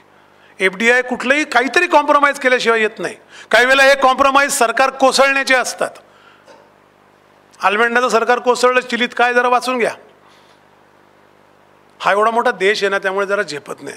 ॲटम बॉम्बचं डिस्कशनला मनमोहन सिंगांनी जी हुशारी केली, ज्या पद्धतीने ते डील ते खेळत राहिले, ब्लो हॉट ब्लो कोल्ड, त्याच्यात जगाला कळलं की भारत काही चिली नाही आहे, हा काय रवांडा नाही आहे, हा काय पाकिस्तानने तुकडे फेकेल की नाचेल. It's a very different complex country. हे असे मेसेज जात असतात. आता तर कळलं की आता आपण राफेलला सांगतो, अहो आम्ही रशियाच्या विमानावर सैन्याला लढवले इतके वर्ष, बिचाऱ्यांना 10पैकी 2 विमानं पडायचे. सुखोई आलं त्यातल्यात बरं, त्यात आपण आपले कारखाने सरकारने उभारले, कारण तेव्हा समाजवादी अर्थव्यवस्था होती. त्यात किती प्रोडक्टिव्हिटी होती, काय मेजर होते माहीत नाही. अजूनही एअरपोर्ट कॉलनी मुंबईत मी राहतो, तिकडे त्यांचे बंगले बघितले डोळे पांढरे होतील. पण यांचं काम काय? एअरपोर्ट ऑथॉरिटी म्हणजे काय करायचं? विमानतळ मेंटेन करायचं. हाऊसकीपिंगच्या टीम सारखं आहे खरंच म्हणायचं झालं तर. प्रवाशांनी असं उभं राहायचं की जसं आपण कुणीतरी आपल्याला तिकीट विकत दिलं आहे आणि त्याच्या जीवावर ज्यांचे घरं बघा. ते हे सगळं त्या व्यवस्थेतून उभं राहिलं. आज आपण राफेल बोलताना सांगितलं की या राफेलच्या डिलिव्हरीनंतर 60% भाग भारतात बनतील, तर 32 विमानं घेऊ. हे निगोशिएट करण्याची क्षमता असणं ना, कोण करतं हे सोडून द्या हो. हे मनमोहन सिंगांनी पण अनेक निगोशिएट केलं आहे. माझं काही असं काही म्हणणं नाही हे करत, पण ती क्षमता आत्ता आपल्याकडे आहे. We are sitting on that point now. त्यामुळे ती जर वापरली नाही, त्याच्यावर काहीतरी आंधळं की यांनी केलं म्हणून टीका करत आलं, तर आपल्यासारखे नादान आपणच आहे. आपल्याला कळणारच नाही काय करत आहेत. कोणीतरी आपण कसल्याही गोष्टीवर मत व्यक्त करताना त्याचं एक मूलभूत थोडं हे तर केलं पाहिजे ना. सुशिक्षित माणसाने म्हणतो मी, जे राजकीय पक्षाने झुंडी येते त्यांच्या पद्धतीने बोलतील बिचारे. त्यांना काय सर्वायवल मोडमध्ये येते पक्ष म्हणून सुद्धा. त्यांना काय पंचायत आहे ना पुढे, काय करायचं उद्या. ते म्हणतात दुकानं बंद होतील, सतत बोलायला लागले सगळे. त्यामुळे त्यांचं सोडून द्या. पण जे 2 बुकं वाचलेले, 7वी 8वी पास, 10वी पास, 12वी, graduate, doctorate, post graduate, doctor, प्राध्यापक, वकील, शिक्षक, तुम्ही तर वाचा. तुम्ही तर समजून घ्या काय मुद्दे होत आहेत ना, काय घडतं आहे नेमकं. मग विश्वपटलावरील भारताचं काय करायचं? तर आम्ही असे एक भाऊ जे आहे ते काहीतरी चालवतात, बाकी लोक त्यांना आयुष्यावर शिवाय येतात. विश्वपटलाला तेच हवं आहे बरं का, तेच हवं आहे. कारण त्या सगळ्या अर्थसंस्थांची आत्ता पंचायत अशी आहे.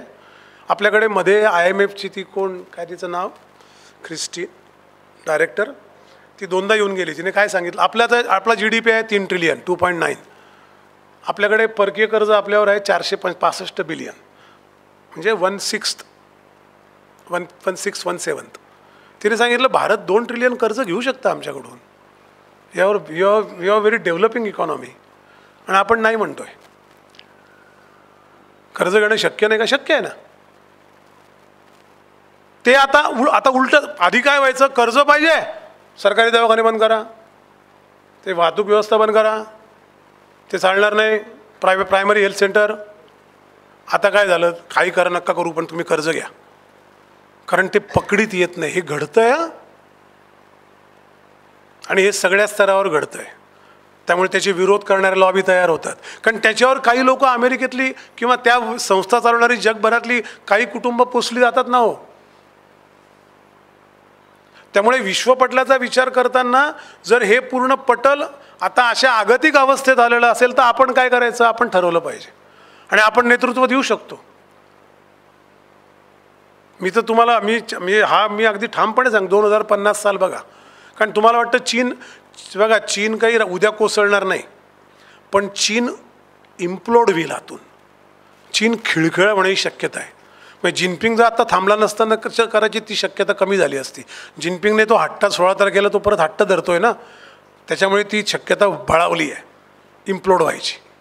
कारण पहिल्यांदा असं घडतंय माओनंतर की एक माणूस तिसऱ्यांदा परत 5 वर्षाची टर्म घेतो आहे, त्यामुळे ती चांगली साईन आहे. त्याच्याकडे वेगळं बघायला लागतं. त्याच्यावर उगीच उठसुट्टी का करू नका. माती झाल्याशिवाय तर काही सोनं निघणार नाही ना. डोंगरावर दगड नेल्याशिवाय खाली कसं ढकलणार, त्याला जाऊ द्या.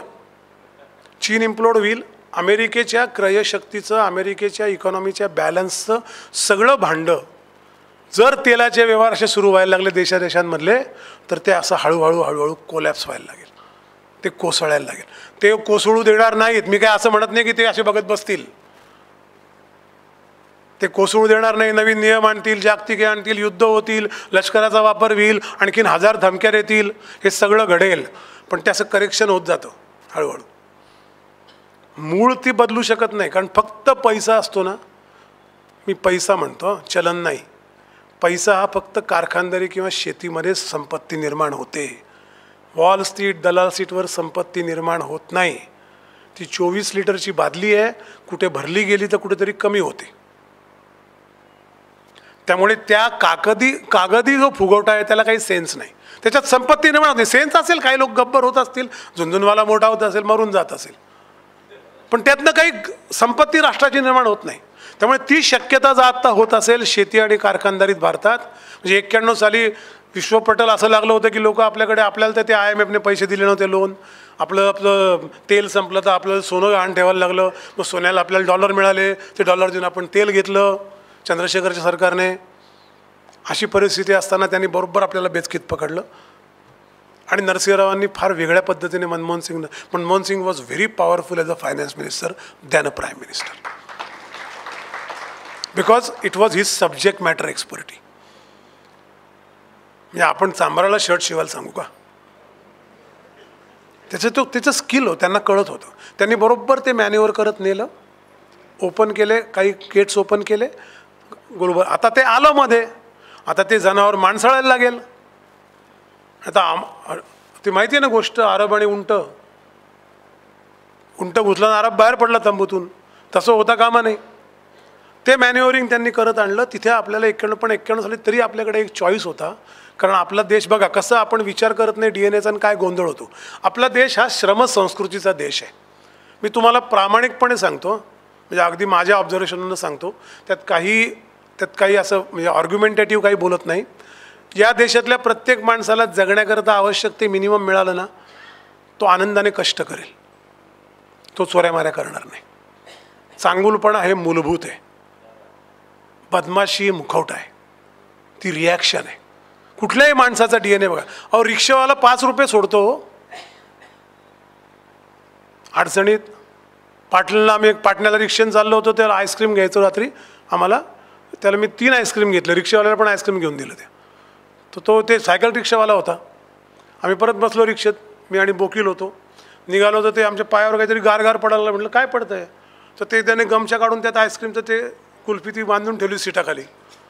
तर मी म्हटलं अरे ये क्या गिर रहा है, तो म्हणलं अरे सॉरी त्यांनी ते केलं, सर माफ करना. म्हटलं क्या है, वो कुल्फी दिया ना बच्चे के लिए लेके जा रहा हूँ. ते म्हटलं अरे और एक कुल्फी लो तुम खाओ. तुम्ही नॅचरल प्रवाह बघा लोकांचे, ते फार प्रामाणिक आहेत. पण तुम्ही त्यांची कोंडीच केली तर मांजर पण उड्या हल्ला करतं, माणूस येतो. पण त्या व्यवस्थेत आपण कोंडीच्या उभ्या केल्या. आम्हाला ग्लोबलायझेशन पाहिजे, तिकडे आम्ही परवाना राज काढायला पुढची 16 वर्ष घेतली, सगळे परवाने काढायला. अजूनही 1 विंडो पॉलिसी आहे. 3ऱ्या निवडणूक जाहीरनाम्यात ऐकलं मी कोणातरी, 3ऱ्या पंचवार्षिक 1 विंडो पॉलिसी. अरे मग काय आतापर्यंत कुठे गेले ते विंडो. म्हणजे प्रशासनाच्या सगळ्या पद्धतीच्या सुधारणा हळूहळू करत त्याच्यानंतर जाच होईल असं बघायचं. त्या दिवशी एअरपोर्टला मी असंच म्हटलं की ते इतके अडथळे लावले झालं. म्हटलं हा रस्ता कशाला बांधला, मग असं एक बोळकांडी बांधायची वाकडे तिकडे. लोक तुमच्याकडे येतात म्हणून विमानं चालतात म्हणून एअरपोर्ट बांधला, तर म्हणून तुम्हाला पैसे मिळतात. तुम्ही त्यांची आडवणूक करण्यात काय गंमत आहे. बरं काही टेररिस्ट अटॅक असेल तर गोष्ट वेगळी, पूर्णच बंद करा. हे रोजचे काय छळ आहेत. त्या व्यवस्था अशा उभ्या राहिल्या, तर तरी माणसाची हिंमत नाही की उद्या मला असं वाटत नाही गन घेऊन जावं, चल बाजूला कर, असं मला वाटत नाही. असं किती अर्जंट माणसाला फ्लाईट चुकताना पण वाटणार नाही. तो बिचारा अरे असू द्या, माणूस चांगला आहे. ते माणसं बदलतील जर आपण व्यवस्था दिल्या तर. विश्वपटलावरच्या आजच्या भारताचं बोलायचं असेल तर आपल्याला देशाची अर्थव्यवस्था आणायला पाहिजे, जी या DNAशी जोडली जाईल. आपल्या या देशातल्या माणसांच्या गरजांचं एक गणित मांडलं पाहिजे. आणि हे राज्यकर्त्यांनी करायला पाहिजे अशी गरज नाही. राज्यकर्ते निवडून आपण अगो त्यांना सगळ्यात व्हल्नरेबल कम्युनिटी आहे ती. ते सगळ्यात निसरड जमिनीवर उभे आहेत, त्यांचे काय तुम्ही कौतुक करता? देऊ नका मतं. त्यांचे काय व्हॉट दे आर. तुम्ही ठरवू शकता, पण त्याकरता आपल्याला विषय समजून घ्यायला लागतील. आपण ते काम आउटसोर्स केल्यामुळे गोंधळ आहे की यांनीच निवडून यायचं, यांनीच ते करायचं, आम्ही काय घरी बसायचं आणि याला शिवरे त्याला शिवरे किंवा कौतुक कर त्याचं कौतुक कर असा वेळ काढायचा. इतकी उदासीनता बरी नाही हो. आणि ही आशा फक्त देशात महाराष्ट्राकडून आहे. ते बापट मूर्ख नव्हते बरं का. म्हणजे विश्वपटलावरचा भारत उभा करताना भारत पटलावरचा महाराष्ट्र फार मोलाचा आहे, ते आपल्याला कळत नाही. मी एकामध्ये एक प्रेझेंटेशन केलं होतं, 27 व्हर्टिकल देशातले सगळ्या क्षेत्रातले, त्यातला सगळ्यात लीडर आणि ड्रायव्हर प्राईम मूव्हर महाराष्ट्रीयन माणूस आहे. कुठलंही क्षेत्र घ्या. टूथपेस्ट साधी काढली पेंढारकरांनी, पावडर टूथपेस्ट पहिल्यांदा तयार केली त्यांनी. दंतमंजन असतील, पण शास्त्रोक्त अभ्यास करून. आपल्याला हे लक्षात येत नाही हो. हे शिवाजीचे काही काही अंश कुठे झिरपतायत, आपण त्यांना जातीत गुंडाळून टाकला, हा त्यांचा आपला दोष, त्यांचा काय विचार आहे. ते प्रयत्न करतात. सी डी देशमुख अनेक लोक, हे इथून आशा आहे.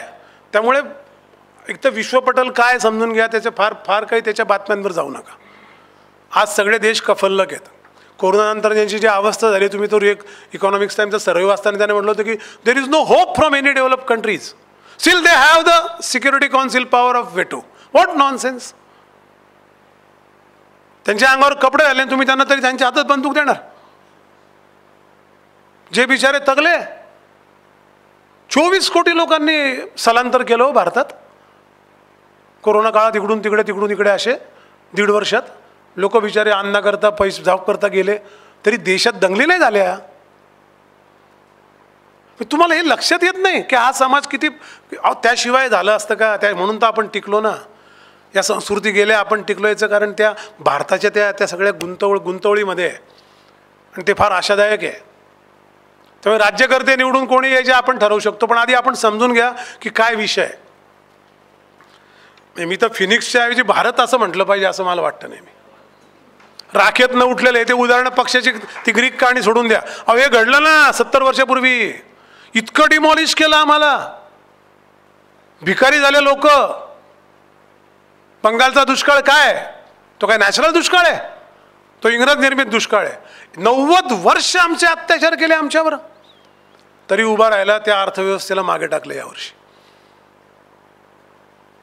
याला फिनिक्स फेनॉमेनन म्हणतात. त्यामुळे विश्वपटलावरचा भारत हा it's in class of its own. त्याचं कम्पॅरिझन त्याला फुटपट्ट्या लावू नका इतर देशांच्या.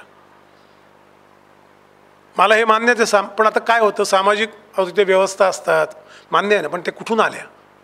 मूलभूत गरजा भागल्या तर व्यवस्था येतील ना. ते चक्र आहे. मूलभूत गरजा कशा भागतील? क्रयशक्ती येईल. क्रयशक्ती कशी येईल?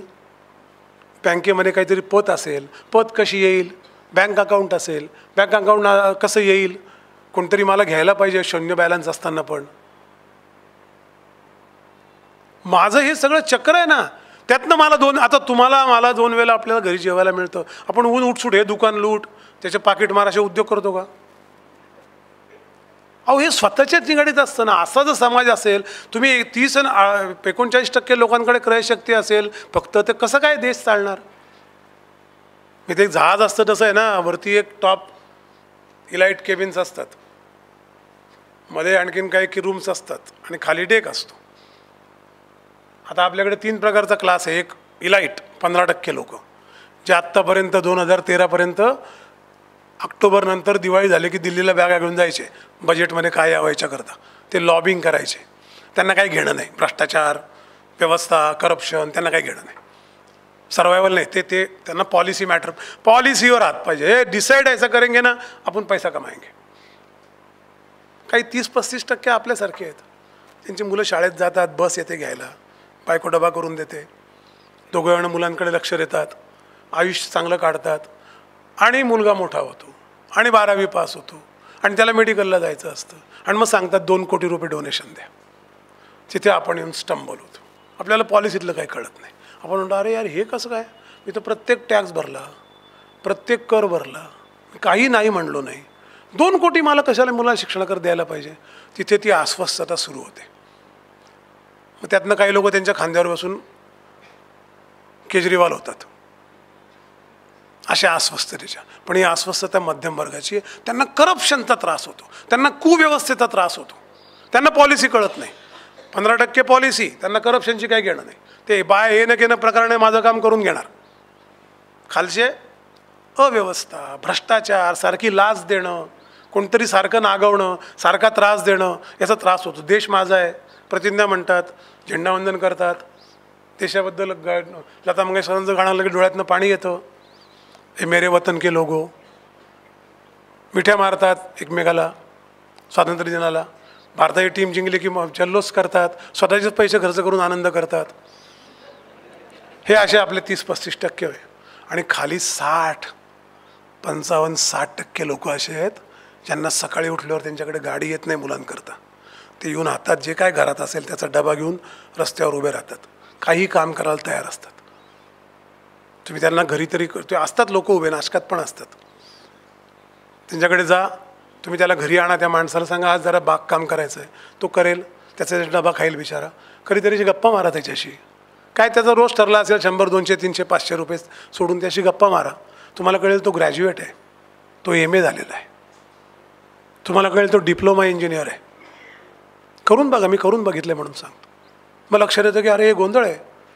पण त्या लोकांना हा विचार करायला वेळ नाही. करप्शन, तो नक्षलाईट, त्याला काही तो वेळ, त्याला वेळ नाही, त्याला भान आहे, पण त्याला झेपणारं नाही ते. तो म्हणतो मारोगळ ते लावा सुरुंग, द्या 500 रुपये, ही मुलगी जगेल माझी. जन्माला तर घातले, जबाबदारी तर आहे. आपण कुठे मारतोय, आपण सुरुंग लावतो, कोणतरी मारेल एवढं त्या सोल्यासमध्ये रात्री झोपत असेल तर. पण हे तिन्ही लोक जे आहेत ना एकाच बोटीवर आहेत. त्यामुळे या खालच्या लोकांनी जर बोटीला भोग पाडलं, नितीन बसला आहे तो कॅप्टन, त्याने जर भोग पाडलं तर ही अख्खी बोट खाली जाईल. हे इलाईट बिलाईट सगळे जातील खाली, केबिन सगट. एकाच बोटीवर आहे, देश नावाची एकच बोट आहे, ते काही उडून जाणार नाही खुर्च्यावरती. हे भान जेव्हा येईल ना तेव्हा कळेल मध्यमवर्गीयांना आपली जबाबदारी काय. आणि आपल्याला ते केलं पाहिजे. आपल्या देशाकरता आपल्याला ते समजून घेतलं पाहिजे, समजून सांगितलं पाहिजे. उद्याच्या भारताचं चित्र करायचं झालं, काही काही गोष्टी भारताच्या अजून सांगतो. जसं म्हटलं society of exchange, it is not a society of transaction. It is not a territorial nation, it is a Jio cultural nation. आपल्या कल्चरचा फार मोठा भाग आहे आपल्या एकत्र राहण्यात, गोळ्या उलट्या न मारण्यात. आपलं कोणाला काही देणं हे आपल्या एक मूल्याचा भाग आहे. कोरोना म्हणून आपण सर्वाईव्ह झालो. अहो लोकांनी बाहेर डबे ठेवले. मला तो 2007 साली जपानमध्ये भूकंप झाला होता ना, तेव्हा मी अमेरिकेत होतो. जपानच्या एका मित्राने मला सांगितलं, अरे काय देश आहे, या भागातले म्हातारी माणसं जी बाहेर पडू शकणार नाही, रेडिएशन असल्यामुळे पडायला नाही सांगितलं, काय कारणं असतील, त्यांच्या दाराशी 1 ब्रेड, 3 अंडी, दूध असं ठेवणाऱ्या मुलांच्या अशा ग्रुप तयार झाले होते. कारण त्यांच्याकडे डाटा होता किती वर्षाचा माणूस कुठे राहतो. आणि प्रत्येक 80 वर्षाच्या माणसाला त्यांनी हे 3.5 महिने पुरवलं. मी म्हटलं अरे तुला, मी त्याला आत्ता कधीतरी भेटला सांगणार आहे की तुला कोरोना काळातलं भारतातलं माहिती आहे का रे. असे तेच आहे ना, दुसरं काय. पण आपल्याला ते मांडता येत नाही, कारण काहींनी दुसऱ्याच्या दारासमोर ठेवलं, तिसऱ्या माणसाने लिहिलेलं, असे पण उदाहरणं आहेत. त्यामुळे आपल्याला ते नीट मांडता येत नाही. त्याला एक विधायक स्वरूप द्यावं, त्याला एक ऑर्गनाइज स्वरूप द्यावं, त्याचं कौतुक करावं. आपल्याकडे मी तुझ्यापेक्षा माझं दुःख मोठं याच्यात आपण रमलेलो असतो. कोणी येऊन प्रॉब्लेम सांगितला म्हणतो हे काहीच नाही रे, माझा प्रॉब्लेम फार बेकार आहे. त्याचे ॲप्रिसिएशन हा मुद्दा येत नाही, कारण आपण सगळे त्या मोडमध्ये चाललो आहे. या 55 सर्वायवलच्या मध्यमवर्गीय खाली येतो आहे आपण हळूहळू. जे विचार करतात, वाचतात, त्या लोकांना वाटतं कशा करता वाचायचं. मला एक पुण्याला एका माणसाने विचारलं, घातसूत्र कशा करता लिहिलं. म्हटलं म्हणजे ते म्हणजे तुम्ही ॲक्टर आहे, ॲक्टिंग करता, हे कशाला डोक्याला ताण आमच्या. मी म्हटलं अहो मला काही, त्याने मला निरुत्तर केलं, मला काही बोलता येईना. पण ते दॅट इज अ इंडिकेशन. म्हणजे असं म्हटलं ना मी, ते 26/11 झालं तेव्हा ते कमांडोज आले बघा. तुम्ही ते दृश्य पाहिलं असेल टीव्हीवर, तुम्हाला आठवतं की नाही बघा. ते कमांडो एअर ड्रॉप होत होते ना सगळे त्या कुठल्या नरिमन बिल्डिंगवर. तेव्हा त्या गल्लीमध्ये 400-500 लोक उभे होते. त्यांनी टाळ्या वाजवायला सुरुवात केली. लष्कराचे काही आले एक प्लॅटून, त्यांनी त्यांचं स्वागत केलं, टाळ्या वाजवून फुलं फेकले. दिसायला दृश्य छान होतं. परिणाम काय त्याचा? कसला परिणाम होता? व्यवस्थेवर विश्वास नाही. पोलीस लष्कर हेच आम्हाला वाचवतील आता. बाकी हे रोजचे भेटणारे काही कामचं काही खरं नाही. मुंबईत ज्याचे व्यवस्था बघणाऱ्या लोकांवर काही विश्वास नाही. असं जेव्हा होतं ते दृश्य फार भीतीदायक असतं पुढच्या फ्युचरकरता. It is not a good sign. It is a sign that the entire common man is trying to depend on something which is regimented, which is not a system itself, which is a bad sign. त्यामुळे ते खाली आले तर पंचायत होईल. त्यामुळे आपलं उत्पन्न कमी आहे पण समाज अजूनही मजबूत आहे. आपण आक्रमण न केलेलं सांगितलं. अजून आपली सगळ्यात महत्त्वाची गोष्ट, हा बँकिंग इकॉनॉमीचा देश आहे, हा मार्केट इकॉनॉमीचा देश नाही.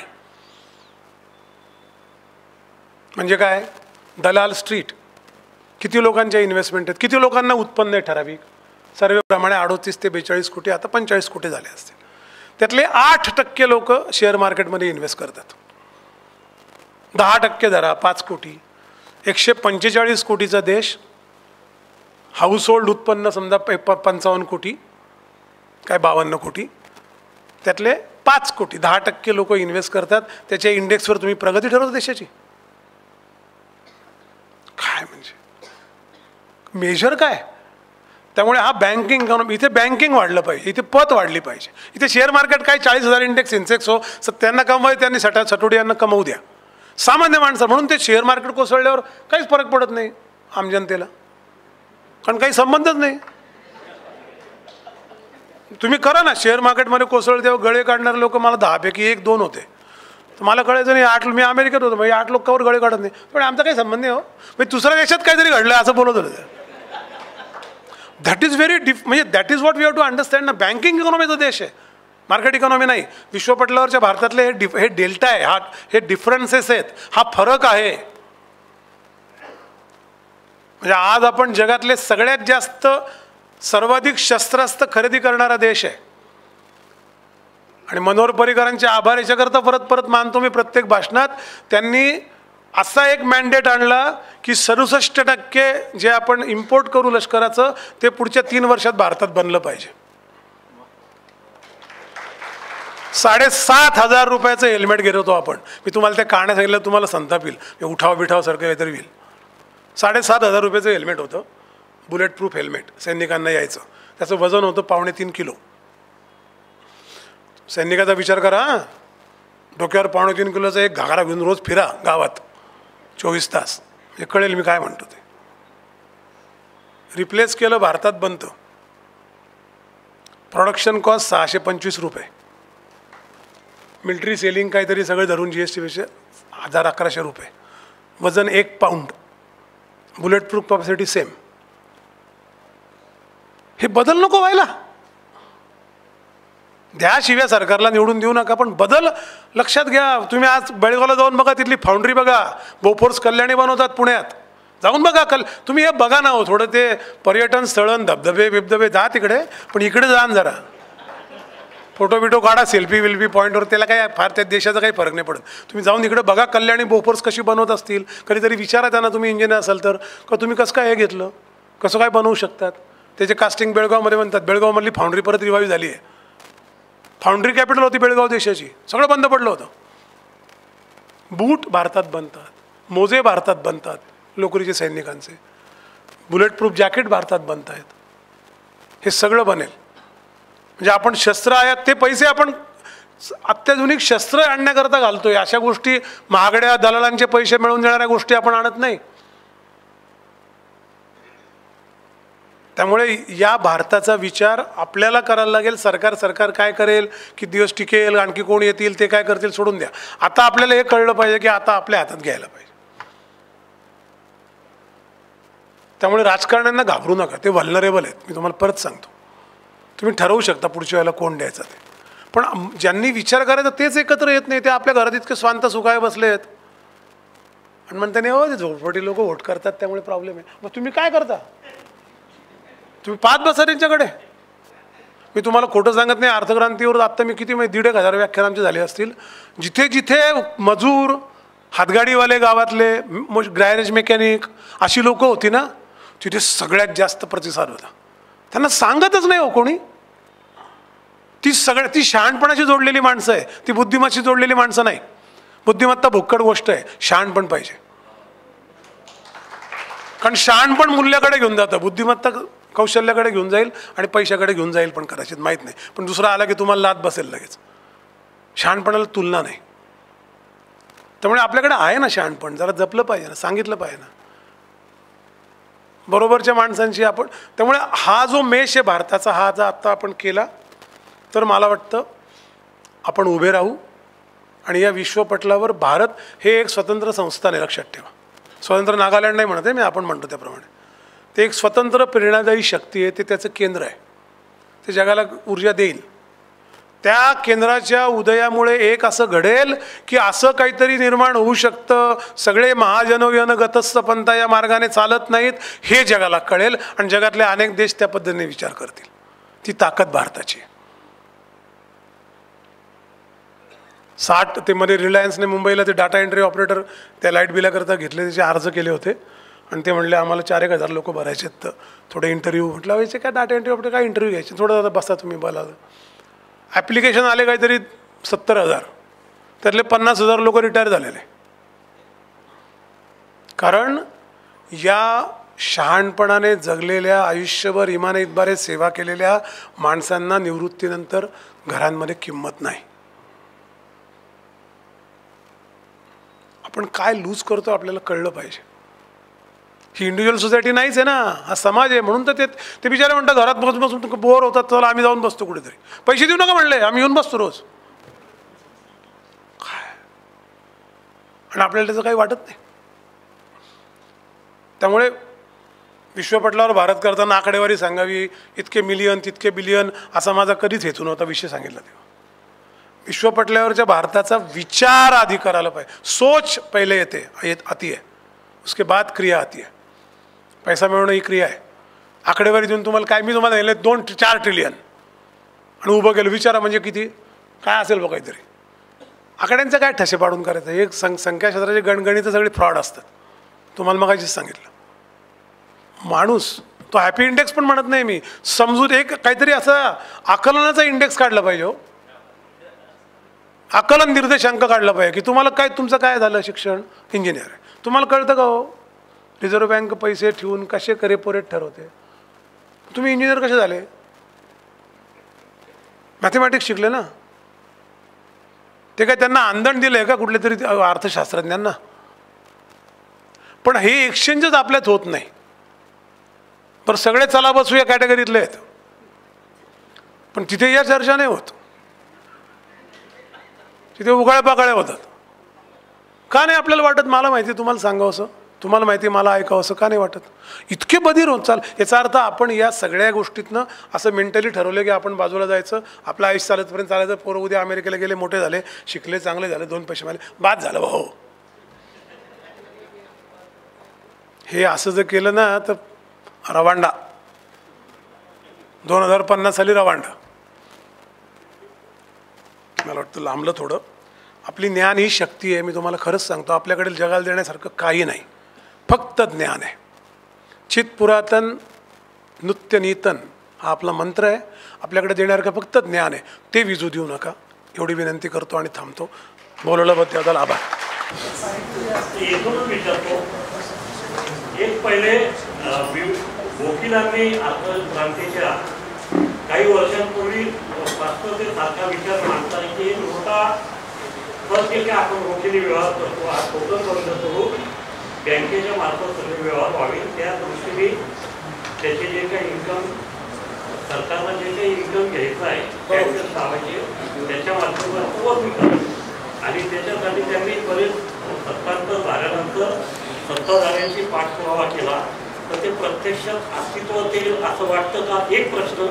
आणि दुसरा प्रश्न, आता जे सुप्रीम कोर्टाने निर्णय दिला नोटाबंदीच्या बद्दल, त्याचं परीक्षण करण्याचा, तर त्याच्याकडे तुम्ही कसं बघतात किंवा त्याच्याने काय उपयोग. वकिलांबरोबर मी होतो जेव्हा मोदींना भेटलो होतो आम्ही.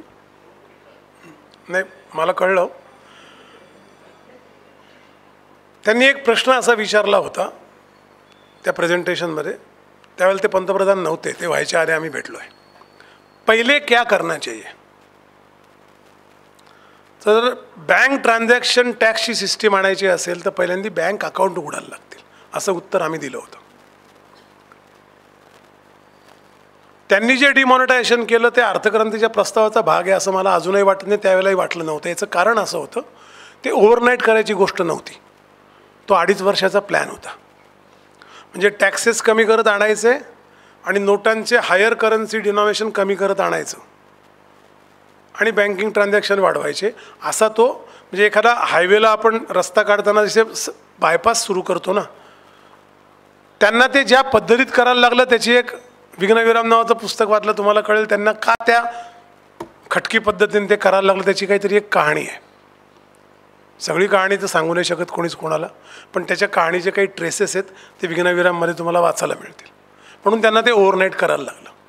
ते करताना जी पॅरलल व्यवस्था उभी करायला पाहिजे होती, बायपास काढायला पाहिजे होता, तो आणखीन मोठ्या संख्येच्या नोटेचा काढल्यामुळे ते आता बंद केलं, 2 वर्ष झाली नोट छापणं. त्यामुळे परत त्याच्यात तिकडे जाणं फार लोकांना सोपं झालं, परत रोखीचे व्यवहार वाढायला लागले, हे पण घडलं. त्यामुळे त्याचं इम्प्लिमेंटेशन फसलं एका अर्थाने, म्हणजे जे अर्थक्रांतीला अपेक्षित होतं. पण ते आमच्या मार्गाने गेले नसल्यामुळे अर्थक्रांती फसली असं मी म्हणणार नाही. डिमॉनिटायझेशनचं त्यांनी सांगितलं जे आहे ते जरी ॲपरंटली आता मी एवढंच बोलू शकतो त्याच्यावर, त्यांनी जे सांगितलं आहे ते जरी ॲपरंटली असं वाटत असेल की डिमॉनिटायझेशनमधले गोंधळ सांगा असं सुप्रीम कोर्टाचं म्हणणं आहे, ते तसं नाही आहे. आता जे अंडरस्टँडिंग तुम्ही आम्हाला दिलं, हे जे की आम्ही थोडं जागे झालो पाहिजे, आता हे जर अंडरस्टँडिंग पुढच्या पिढीला द्यायचं असेल किंवा शालेय जीवनात रुजवायचं असेल तर याची सुरुवात कुठून केली पाहिजे? पहिली सुरुवात आहे तुम्ही समजून घेतलं पाहिजे. सोर्स तुम्ही जेव्हा असाल मॅडम, तेव्हा तुम्ही समजून घेतलं पाहिजे अर्थकारण कशाला म्हणतात आणि ते सगळ्याच्या मुळाशी कसं असतं. आपण अर्थसाक्षरता आपली झाली पाहिजे. आणि मला तर असं वाटतं की जर इथल्या 50 लोकांना जर अर्थसाक्षरता झाली, मी असं म्हणत नाही, हे ज्ञान हे वाहणाऱ्या पाण्यासारखं असतं, सगळंच तुमच्या ताब्यातील तर काही माठ भरून ठेवता येत नाही. पण त्यातलं काही थोडंफार जरी लक्षात आलं तरी ते शाळेतल्या मुलांना अभ्यासक्रमाशिवाय शिकवायची व्यवस्था आपण केली पाहिजे. म्हणजे कसं, पुण्याला एक अक्षरनंदन नावाची शाळा आहे, त्या शाळेत मी एकदा गेलो होतो. अक्षरनंदनच ना, नाव चुकीचं नाही बोललो ना. त्यांनी मला सांगितलं तुम्ही संध्याकाळी आमच्या मुलांची गप्पा मारा थोडं. मुली छोटी 7वी-8वीतली मुलं होती. मला इतका आनंद मिळाला, म्हणजे मला असं विचारलं ना बेस लेक्चर किंवा बेस इंटरॅक्शन, तर मला ती नंबर 1ची अशा करता वाटते. ते मुलं असे प्रश्न विचारत होते की जे मला कधी स्वप्नात वाटलं नाही विचारतील. कारण मुलगा असतो ना तो कुतूहलाच्या सगळ्यात उच्च बिंदूवर असतो. वय वाढलं की कुतूहल मरत जातं. 60च्या माणसाला 0 कुतूहल असतं. तो खून घडला तरी असं बघतो आणि दुसरीकडे बघतो, मरून जातं त्याचं सगळं. तर ते कुतूहलाच्या उच्च बिंदूवर असणारा जो क्लास आहे त्यांच्याकरता आपण त्यांना सांगितलं पाहिजे. आणि आपण रिक्वेस्ट करून, अजूनही काही शाळांमध्ये अशा व्यवस्था आहेत की आज शाळा सुटल्यावर मुलांची बोलायला कोण नाही म्हणणार आहे, पण आधी त्या शाळेतल्या मास्तरांना कळलं पाहिजे आपण काय करतोय. ती घंटावारली कोणी कंपाऊंडमध्ये थांबणार नाही. ते प्रत्येक माणूस जेलर झाले आहेत. 5ला खाली करा, हे थिएटर खाली करा, 6 वाजले, अरे काहीतरी एक्सचेंज चाललं आहे, तुला काय 1-2-10 मिनिटांनी काय तुमचं काय बिल्डिंग पडणार आहे काय. पण ॲकोमोडेटिव्हनेस नाही. पण काही लोक असतात भार्गव्यांसारखी जे ऐकतील, तशांना पकडून ते सांगितलं पाहिजे.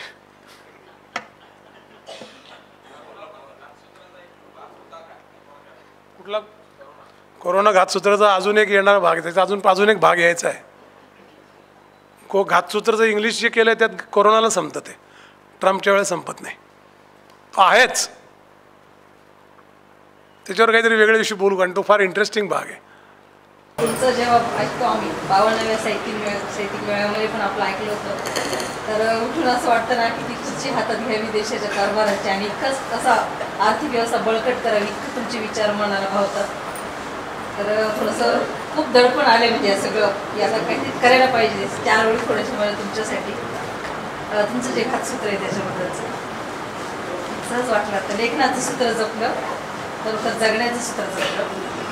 50 देशांचा करुणी प्रवास 50 देशांचा करुणी प्रवास का केवढा मोठा अट्टहास.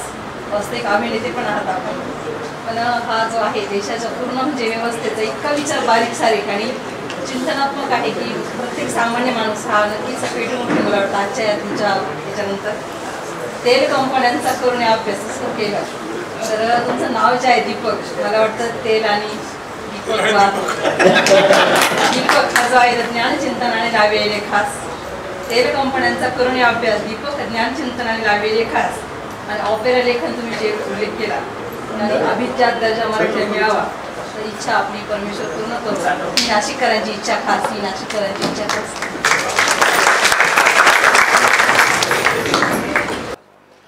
हा अभिषेक भंडारी मुलगा आहे. याने दीपक करंजीकरांचं छान चित्र काढलेलं आहे स्वतःच्या हाताने.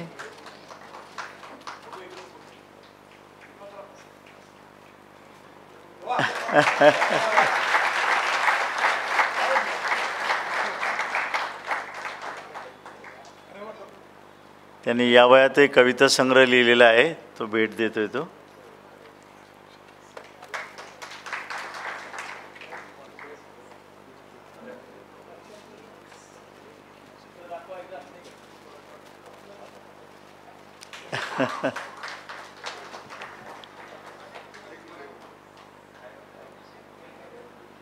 जवळपास 1.25 तास आपल्याला अतिशय चांगल्या पद्धतीनं विश्वपटलावरील भारत याची संकल्पना आपल्यापुढे मांडली.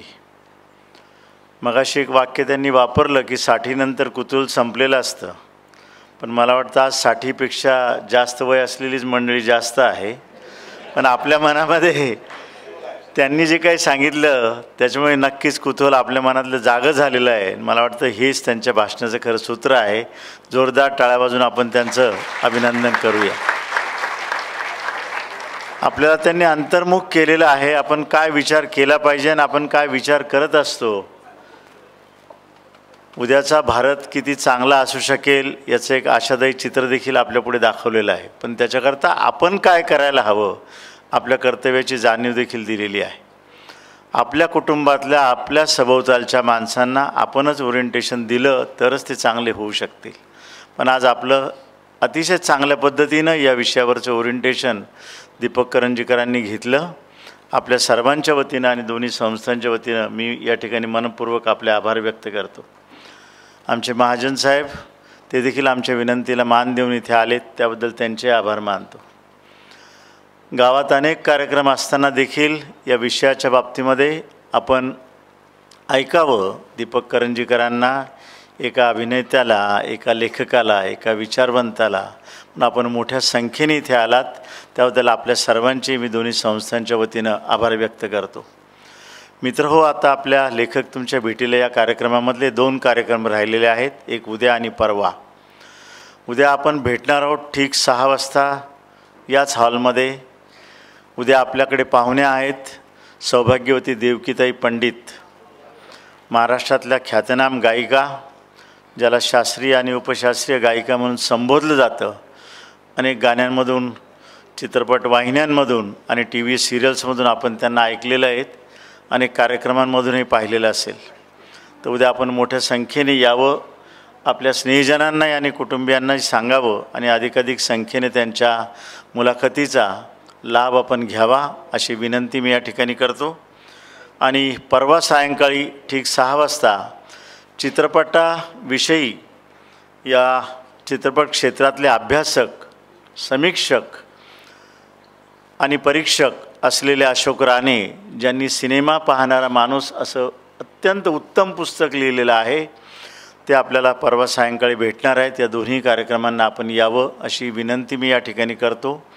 पुन्हा एकदा काही रसिकांना जर घातसूत्र आणि इतर पुस्तकं घ्यायची असेल तर ती जरूर घ्यावीत. लेखकाची स्वाक्षरी पाहिजे असेल तर ती देखील ते देतील. पुन्हा एकदा आपले आभार मानून आजचा कार्यक्रम संपला असं मी जाहीर करतो. धन्यवाद.